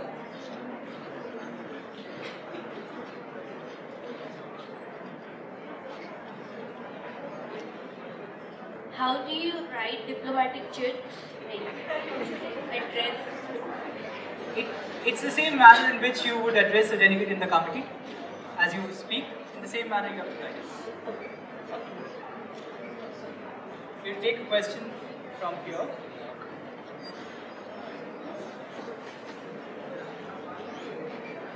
What do I do if my country's policy, if my country is an ally of the country, but the policy goes against what the other country is speaking on? The best position to take will be abstain. And that will make your roll call as present. Right? So, let's not go into the individual specific countries as such. If you have any general query as to formal debates, we can address them right now. I would take last 3 questions on this topic. Are we permitted to put forward the chits during the course of an ongoing speech, if a speech is in process? Yes, you are permitted to do that. And how are we supposed to pass it? I mean, if the You just delegate raise your hand with your chit in it, and the persons who will be appointed for your committee will come and collect it. Okay. Now, these are going into topics which we are not concerned of right now. Very strictly, things regarding formal debate, regarding your speech. A question from there? Yes, ma'am. Go ahead. Could you please elaborate on the time allotment for the general debate? Could I elaborate on? The time allotment for the Time allotment is 2 minutes. 2 minutes per person. 2 minutes per person, that's right. So if we speak once in the general debate, we won't be able to speak again. That's why the See, over the course of time, in your general debate or in your formal debate, the first thing that you focus upon is your country's official policy. Now, once your country's official policy has been put forth, the other delegates will also be putting forth their views and opinions on the matter. Now, once that is done, you can further talk about what solutions you have brought forth, elaborate on those solutions. You can comment upon the speech made by some other delegate in your council and how it affects your country, whether you support such a statement or not. It could be anything. In the same manner as you would have a normal debate with a person, going to pros and cons. spoken by 2 minutes, I think that's it. Once you have spoken for 2 minutes, that is the time given for your one appearance on the speaker's list. If you come back again, you have another 2 more minutes, right? Yes, we would take the waving hand over there.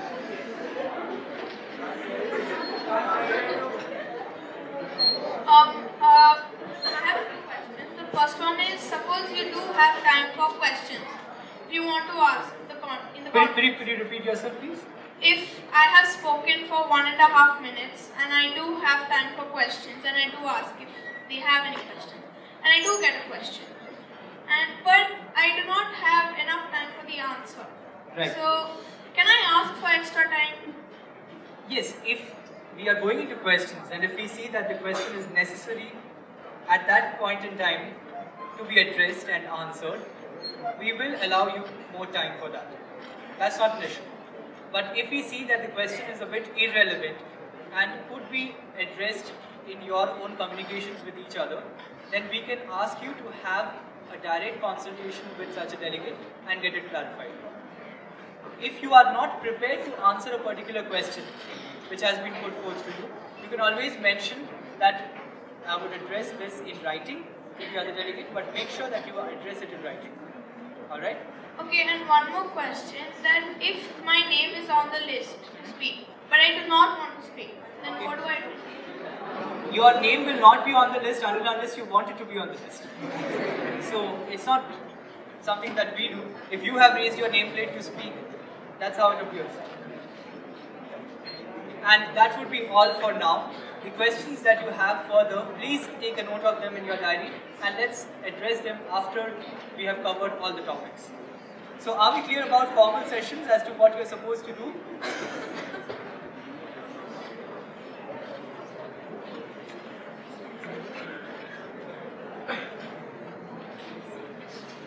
Okay, let's proceed to informal sessions now. There are 2 types of informal sessions that we have. One is called the formal informal and the other one is the informal session. Yes. funny as it may appear, but that's how it goes about. In the informal sessions, the first one is formal informal, wherein your discussions will take place within your own committee in the same committee room.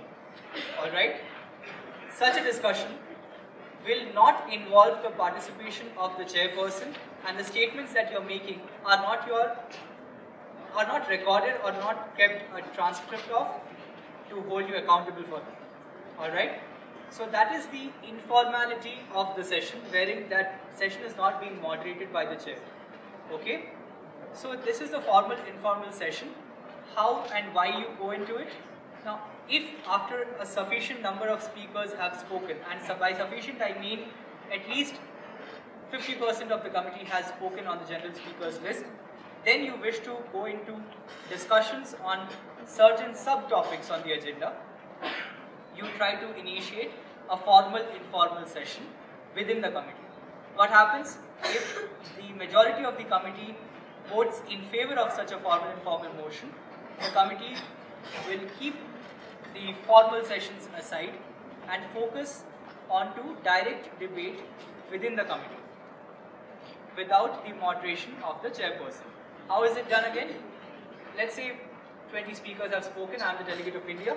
I wish to initiate a formal informal session. I suggest to the chairperson that, Honorable Chairperson, the delegate of India feels it would be a time to initiate a formal informal session in the committee and a vote be called for the same. The chairperson would ask the entire committee that does the committee feel at this moment we should enter into a formal informal session. If there are a majority number of people saying a yes, which is a show of hand vote, it's 50% plus 1. That should be the number of votes that should be in favor of such a motion. Now, what is 50% plus 1? In your committee, if you have 40 delegates, 50% plus 1 would be 21 delegates. Is that clear? 50% of 40 is 20 plus 1 delegate. That should be the majority number of votes required to go into a formal informal session. Once you are into a formal informal session, the committee is broken, the moderation ends, and the delegates can choose a topic amongst themselves and start direct informal discussions and negotiations. How you can do is you can break yourself into different groups. If you want, you can approach the chairperson for that. The chairperson will help you in dividing your entire committee into, let's say, 3 or 4 groups, and you can have detailed discussion on subtopics relating to your agenda or things which require detailed discussion, or you can divide your committee by yourself. You can form your own lobbies and go ahead. So that is very briefly how a formal informal session works. Any query that had come up from there? Yes, ma'am.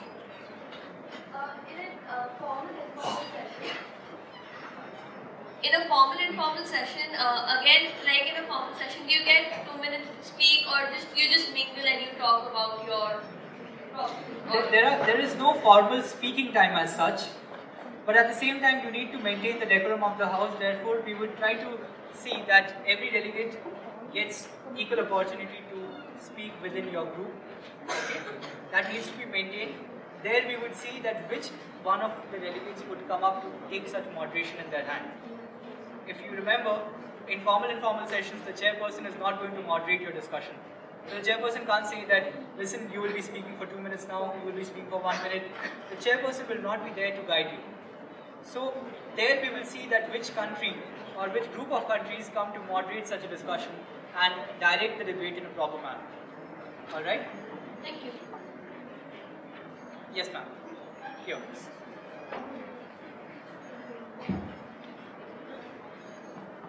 If you do not get 50% plus 1 votes, if you just get 50%, does an informal session take place? If you don't have 50% plus 1 in your support, then we go back to the general speakers list and it continues. Okay? Next question. Please raise your hand straight up. Yes. Sir out there.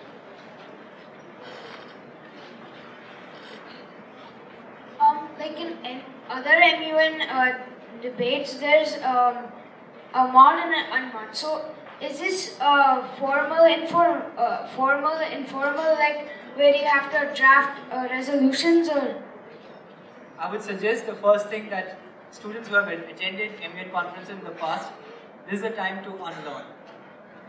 Forget what you have done in your previous conferences. Herein, the procedure is absolutely different. In a formal, informal, or an informal, informal, or even during formal discussions that you have on the general debate, any time and every time is a time to draft your resolution. It's fine. Doesn't matter. What matters is in what way you would want to negotiate to have your resolution or the resolution and your clauses come into place. Okay? We are not going to tell you that this is an ideal time to bring in a resolution. We are giving you the free will and free decision-making power that you decide what would be an ideal time to bring up a resolution. So you will have to have your set of negotiations carried out with your fellow delegates as and when you want. Alright? And that is precisely the next point which we are going to come into, informal and formal consultations. Yes, lady at the end. Yes, go ahead.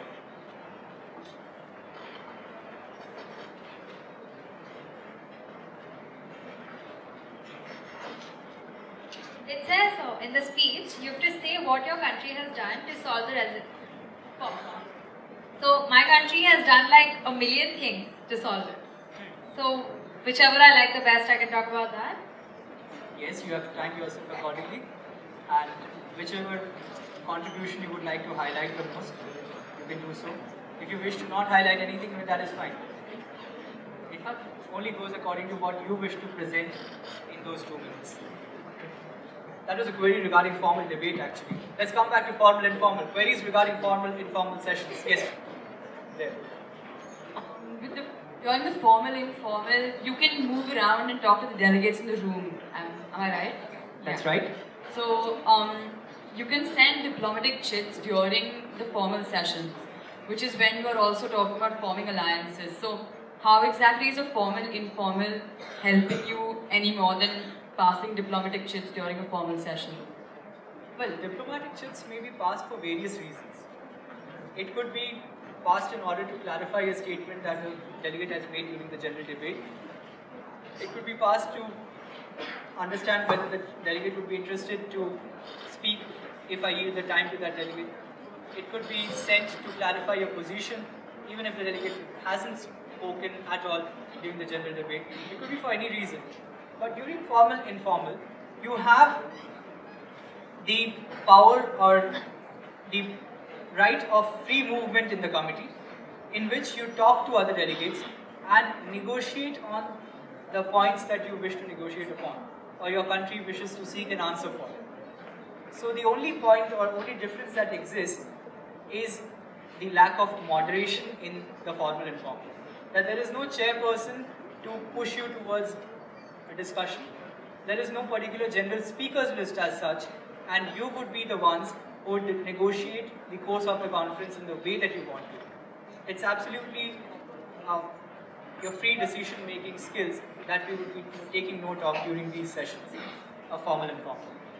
How it helps is you will get a better idea as to the other delegates' policies, positions, and there is lesser number of formalities that you have to follow, there is lesser procedure that you need to follow, and that is what gives the conference an impetus to go ahead forward. Yes?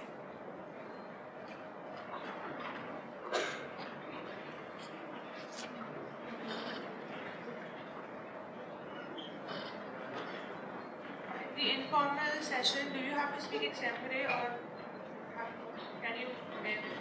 In the informal sessions? Do you have to speak extempore without any reference?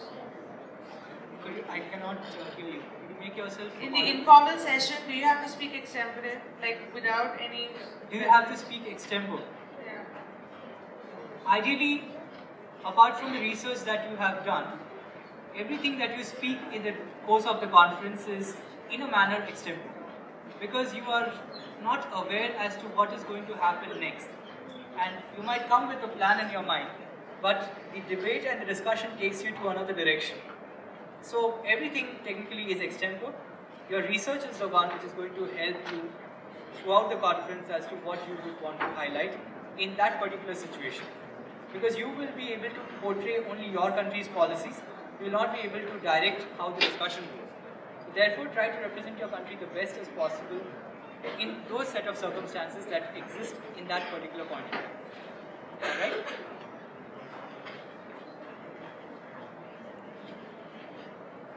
Any other questions right at the end?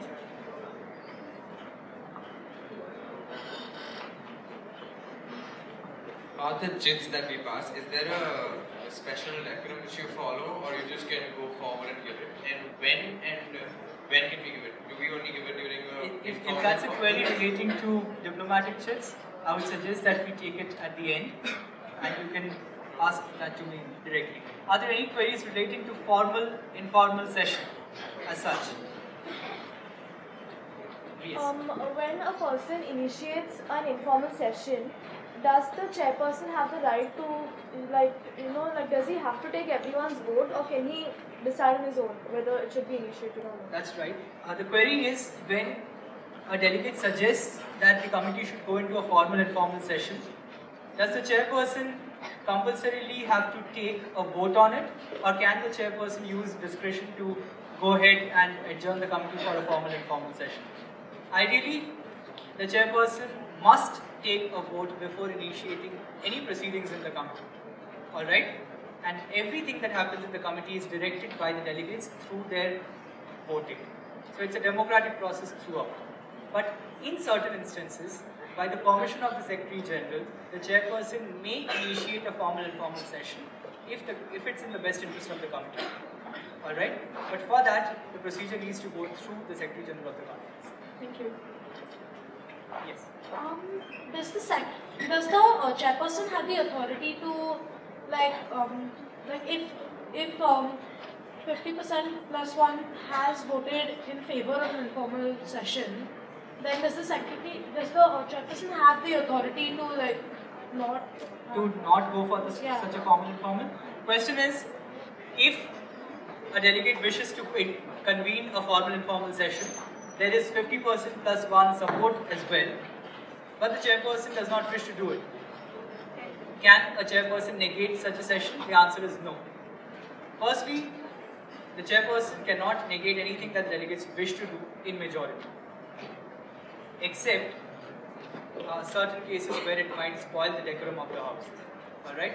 So it is a compulsion that the chairperson has to take it if the delegates in majority wish to go ahead for a formal informal.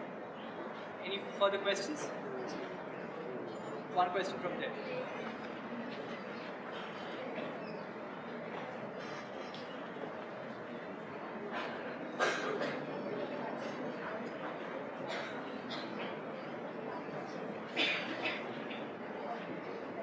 Suppose my name appears in the formal session list, so can I go up to the podium and say that I want to start a formal informal discussion? No. If your name appears in the general speakers list, can you come to the podium and say that I wish to start a formal informal?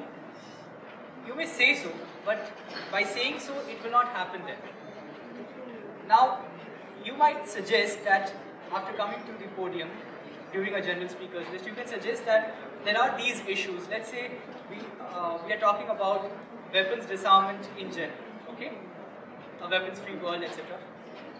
There are subtopics such as disarmament of small arms, disarmament of nuclear weapons, disarmament of various other types of weapons, which have not been discussed by the committee in the formal informal sessions. If you want the delegates to understand that we need a formal informal session right now, you can come on this podium during the general speakers list and highlight that at this juncture, there are issues of this nature which we have not discussed, and it would be very well appreciated if all of us head towards a formal informal session, which could be convened at any time from now. And then you can come back and raise a motion to start a formal informal session. But by going to the podium and saying, I want to start a formal informal, that's not how it may go ahead.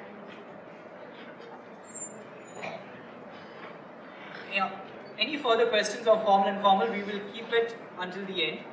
Let's try to understand informal and formal, and maybe many of your questions will now get answered as well. Now, what is an informal consultation? The informal consultation can happen at any point in time during the conference.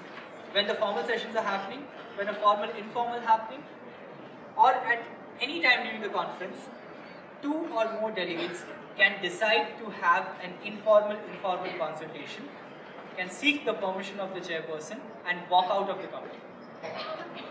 How this happens is, you make a formal statement writing what is your reason for having this informal consultation, and you want the help of the facilitator of the conference, of your committee, to aid you in this informal session.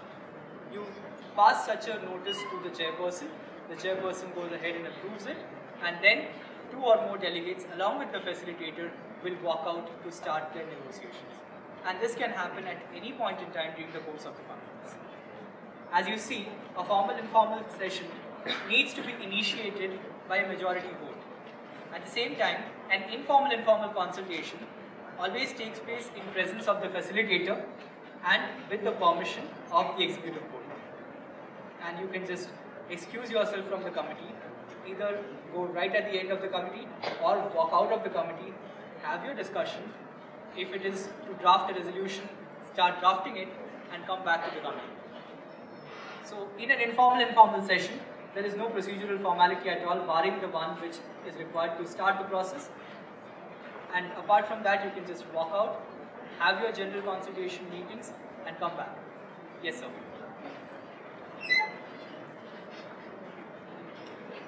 If we just walk out, then we will miss out what the other speakers are saying, right? Could you repeat yourself?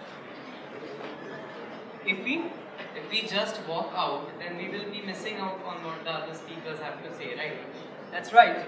But in order to have such a meeting, which might be more essential than the other speakers talking, or what the other speakers are speaking, you can definitely excuse yourself. At many points, it has happened that you can have a group formed within your committee. Let's say I'm India, I form an alliance or rather form a group with China, with Brazil, with Japan, other 4-5 countries, and we wish to have an informal consultation. What we can do is, out of the 5 or 6 people that I have formed a group with, 4 of us can move out and we can entrust the responsibility to take down what is being spoken in the committee by the other 2. The other 2 can sit back and note what is happening in the committee, while the 4 of us can go out, have our meetings, come back and brief the other 2 on it. While the 2 who are sitting in the committee will brief us as to what has happened in the committee. This also depends on your negotiation. This is a greater level of diplomacy that's required in order to convince those 2 people to sit while you go out and talk. Right? Any other queries regarding informal? At the end? Or okay, from there. Yes, let's go. If you choose to walk out, is it, can you like not come back? Well, the first thing is, now, before asking this question, you should have thought about the process in which you need an informal to be approved. Informal needs to be approved by the executive board. You need to go out with your facilitator and the facilitator will make you come back. Alright, and one more question. During the roll call, if you've given present and voting, and if you walked out later in the informal consultation, what if during that course of time there is a voting needed and you're not present? If it's a procedural vote, it will not have an impact as such. If it's a substantive vote, you will be called back in the committee and only then the voting will happen. Thank you. Yeah. Your call. Choose.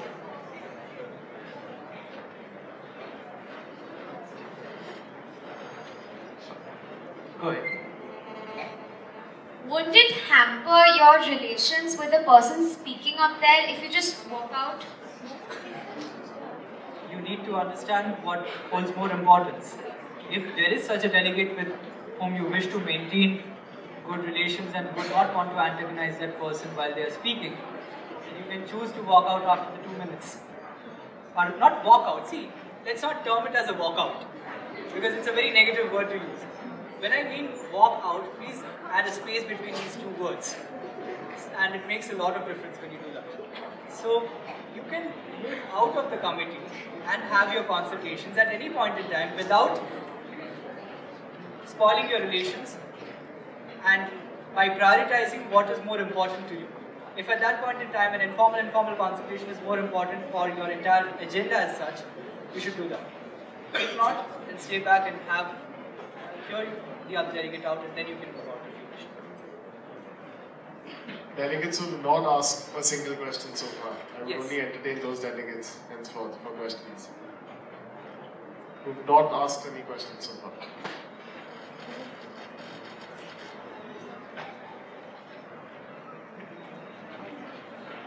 Are formal and informal sessions the same as moderate and immoderate caucus? Our formal informal sessions, Same as moderate and immoderate caucuses? there is nothing like a moderated or an unmoderated caucus in this procedure. No, it's not even safe. So there is no parallel that you can draw between a moderated or an unmoderated caucus with the provisions of this procedure. One more question. Does being one of the P5 members give you a great advantage in other committees except for security? Could you be louder? Does being one of the P5 members give you a greater advantage in other committees, like except for the Security Council? Being a P5 member in any committee, be it the Security Council or any other committee, does not give you any advantage over the others. It just gives you one very basic advantage and very minimal as such. It's with respect to your research. You might just find some more documents than the other countries, because yes, the P5 countries do agreeably have a good documentation system which will make you find research easily or more easy than the other committees or the other countries as such. But any other country apart from P5 does not put you in a position of disadvantage. Any other question regarding informal? Yes, sir.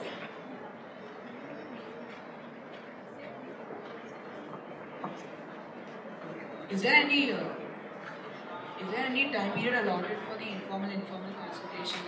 No, informal consultations can take place up to that extent till which you want, and if there is a voting or an important point that the chair wishes you to take note of, the chair can call you back. But ideally, well, I'll just share an experience of my participation at the Global Model UN. There, I went into the committee. It was a 7-day conference. I went into the committee, gave my opening speech for that day, and came out. I didn't enter the committee until 6 o'clock in the evening. So from 9 to 6, I was out of the committee drafting the resolution with a bunch of other delegates, and some other 25 odd delegates were in the committee. The other 170 other delegates were outside the committee drafting the resolution. So yes, it doesn't matter how long your informal consultation goes in. The only thing is, it shouldn't spoil the quorum of the committee. The quorum is the minimum number of delegates required for discussions to begin. So in a committee of 40, it would be 1/5 of 40 what would be the quorum. So that makes it 8. Minimum 8 members are required to start debate on a topic. Okay? Or to have the general speakers just go ahead. So barring 8, all others can actually move out during an informal.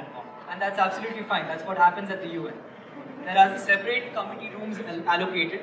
Let's say for ECOSOC, informals will happen in this room. And you go to such a room and have your informal sessions there. Here, we may not have so many multiple rooms, but we'll definitely try to accommodate our sessions in specific parts of the lobby, or we might try to get it during that day. Yes, sir.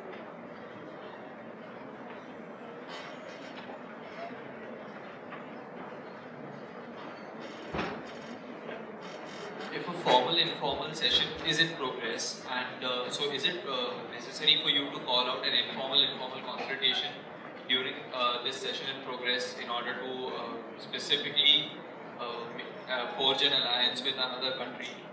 So that's absolutely up to you. You can, I told you, informal can take place at any point in time during the course of the conference. If you feel it is just at that point to call out an informal of your specific number of delegates outside, you can do so. It's absolutely up to you. Informal sessions are there to facilitate your negotiations better, to have more diplomatic sessions, to further appreciate the skills of diplomacy with the other countries, and to talk about very specific points and to start drafting your resolution, to agree on resolution points, to form alliances, anything. And that's how it proceeds. Now you might ask me that what's the difference between a formal informal and an informal informal, and why do we need it? The flexibility of an informal informal session is it could be done at any point in time. While a formal informal, you will have to have it within those delegates which are present in the committee and within the committee. That ensures complete participation. In an informal, complete participation may not be there. It could be 2 delegates, it could be 20 delegates, it could be 40 delegates, doesn't matter. But, so that's how it differs in terms of concept from each other. Are there any further clarifications? One last query from there and then we'll move on.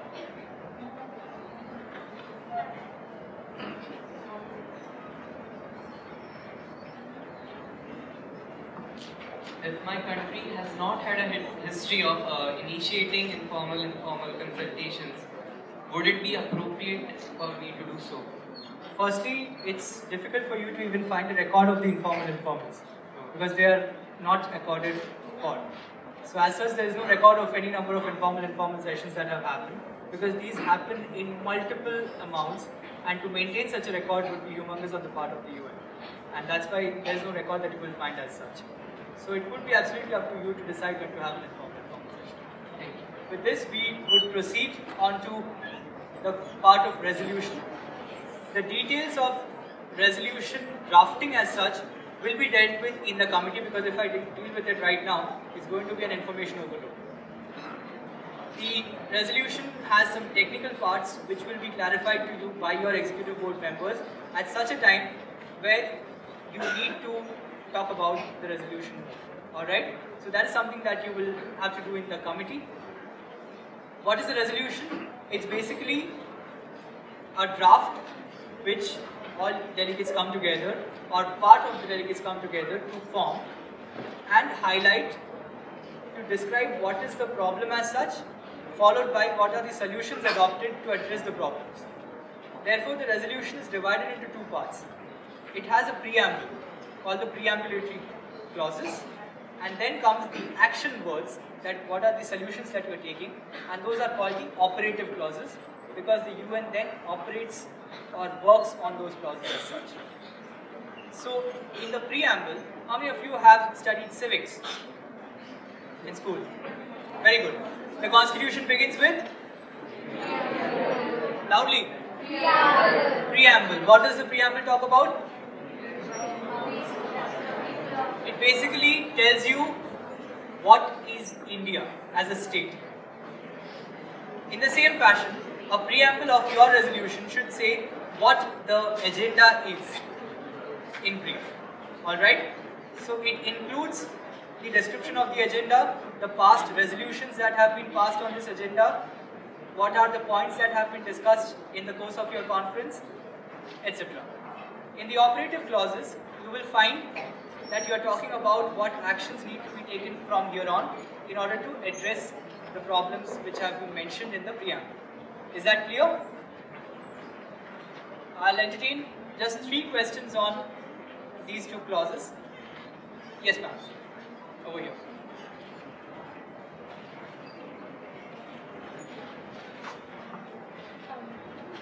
How do you end a formal informal session?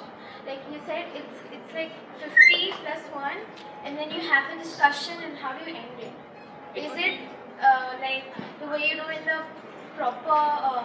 It would be according to the resolution of the executive board that a formal informal session might come to an end. But a minimum time of 5 minutes is allocated.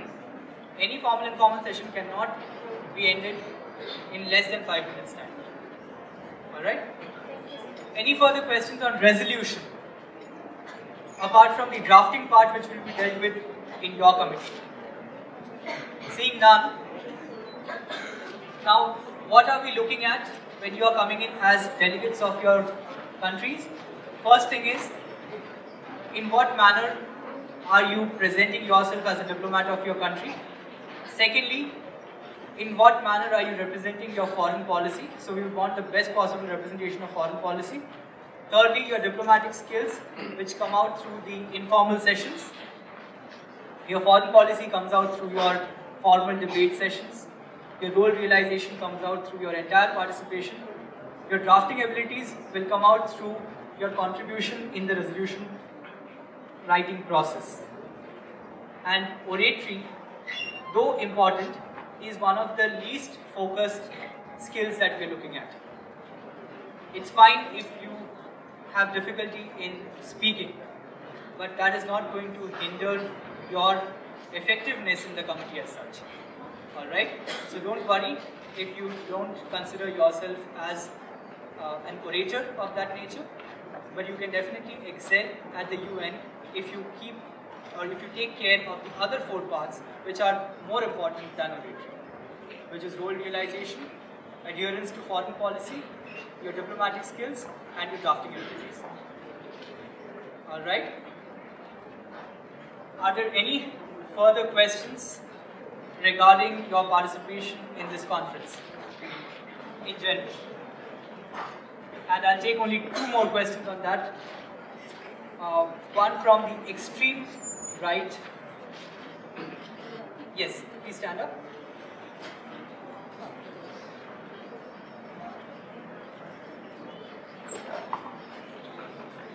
Can you tell us what the international press does exactly? International press, good question. Well, there would be an international press sort of committee, not committee exactly, but then a group of people who will be representing the press. The international press in the Pune MUN will not represent things like Al Jazeera or Reuters and stuff like that. We will be representing the UN News Network. Alright? So the UN News Agency or the UN News Network will be represented. These members will be present in each of your committees to take an overview of your debate and report effectively as to what is happening in the committee. Alright? So directly it concerns nothing with you. If you are performing exceptionally in your committee, the international press might even want to have a direct conversation with you to publish an interview as such. But that's something which comes later.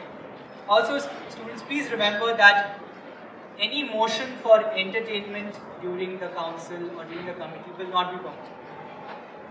And that's a strict regulation. We have only 2 days of conference, and in those 2 days we want an effective resolution to come up or an effective debate or discussion to happen. Alright? So any kind of entertainment, if you have in mind, keep them outside. We can have it in the social night that is immediately after the conference on the 2nd day. That's fine. But during the course of the conference, if we are reported that any entertainment caucuses and things like this coming up, we will suspend the delegate from participation in that conference any further. So please, this is a very strict regulation. This will not be entertained. Further, if any committee has a guest delegate participating, let's say somebody from some other committee or some chairperson from some other committee coming and participating as a delegate in your committee, please report it to us.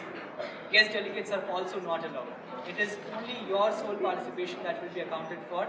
Any alien participation from any other committee or council will not be allowed for. Any questions on these last 2 policies that we have? Yes, ma'am.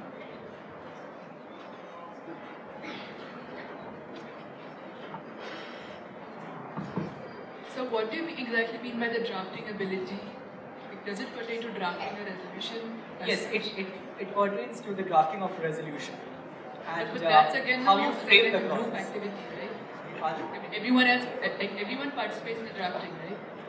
Everyone participates in the drafting, but the executive board though may not be participating directly into seeing who does what or who says what. They will keep a note as to who is proposing what clause. And they will be silently and secretly observing everything that's happening during the resolution drafting process. And the facilitators who go out with you for your informal sessions will also be keeping a tab as to who is participating and drafting the resolution in a fashion which needs to be accorded for. Thank you. Right? And just one final clarification from our end, that any kind of misbehavior during the conference, if you observe, then please come and report it to us, and you can get in touch with Mayur directly or me directly or any one of our conference secretariat staff. Please don't be shy to report anything that you may not find up to the mark or you find it's a harassment to you. during the course of the event. We take discipline up to a very strict extent, and no nuisance as such will be tolerated within the course of the committee proceedings or during the course of the conference or even in the social night as such. Alright? One last thing, you have noted that Pune MUN right from the beginning has committed towards sending the proceeds of the conference towards a non-governmental organization. How many of you are aware of this? Let me make it aware to everyone that Pune Mod United Nations has right from beginning committed that a certain part of the proceeds of the conference would go towards aiding a non-governmental or an intergovernmental organization. As such, till now, we have zeroed in and we have gone ahead to discuss the possibilities of having aid supplied to the United Nations High Commissioner for Refugees as the UNHCR, the United Nations Children's Emergency Fund, which is the UNICEF, and the United Nations Education, Scientific and Cultural Organization, which is the UNESCO. So we are proud to announce that we will be having a close affiliation with UNICEF, the UNESCO and the UNHCR, to whom we will be directing the proceeds of this conference.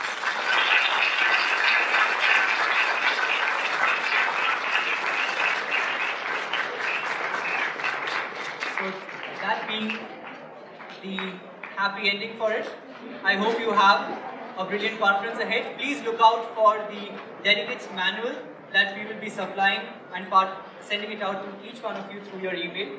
We have procured this delegates manual from the UN Institute for Training and Research, which is the UNITAR. This manual is prepared for participation of UN delegates, official UN delegates from countries, and we are going to give a copy of this to each one of you for your participation in Pune. So Mayur will be handling that part of it, and I would yield the floor to Mayur for any further announcement that he will make. Thank you. See you all in January.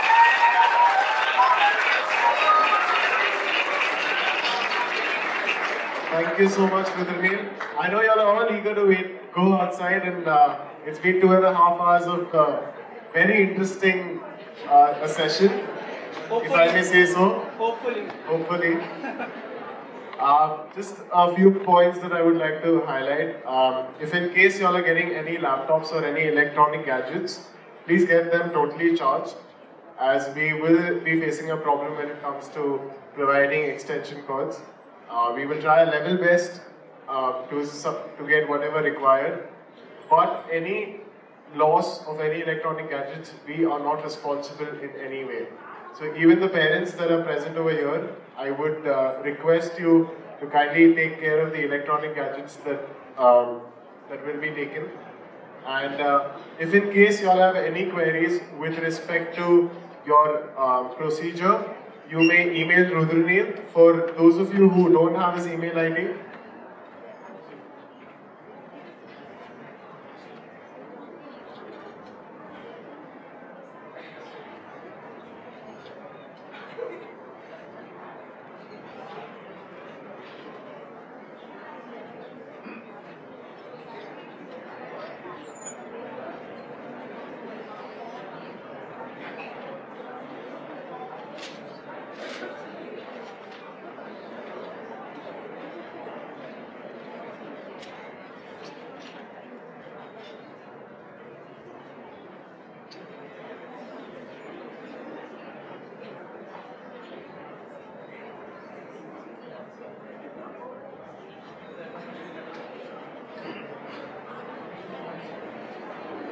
so there you have Rudranil's email ID. I'm guessing all of you would be having my email ID and my contact number. If in case there is anything that you need, we will be having our directors in charge of each and every field when it comes to the main conference. So you may get in touch with them if in case you need anything. We will try our level best to make this conference huge and successful. Please, I'll apologize if in case there have been any shortcomings so far till now, and hope to see you on the 17th January. And it is mandatory for all delegates to be present for the opening ceremony. Otherwise, we will not be giving you all your certificates, which will be having all the logos of these international bodies that we are affiliating with. So it is mandatory for all delegates to be present for the opening ceremony on the 17th January. We will notify you with an email, and we hope to see you on the 17th Jan in this very auditorium itself. Thank you so much.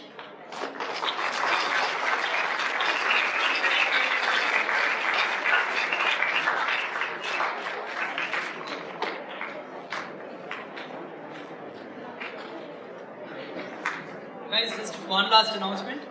Your study guides, which a lot of people are actually interested in when you talk about MUN conferences, you will receive it exactly as per the protocol of the UN, that is 2 weeks before the conference. Secondly, a research handout and your procedural manual, which we are sending across, this will be sent to you around 3 weeks before the conference. So technically, look out for these documents in your email by around Christmas, that's 25th. And any further queries regarding procedure, your agenda, research, you can till then contact me on my email, which I've put forth over here. See you on the 18th and 19th of January, Pune Module UN 2014. Take care.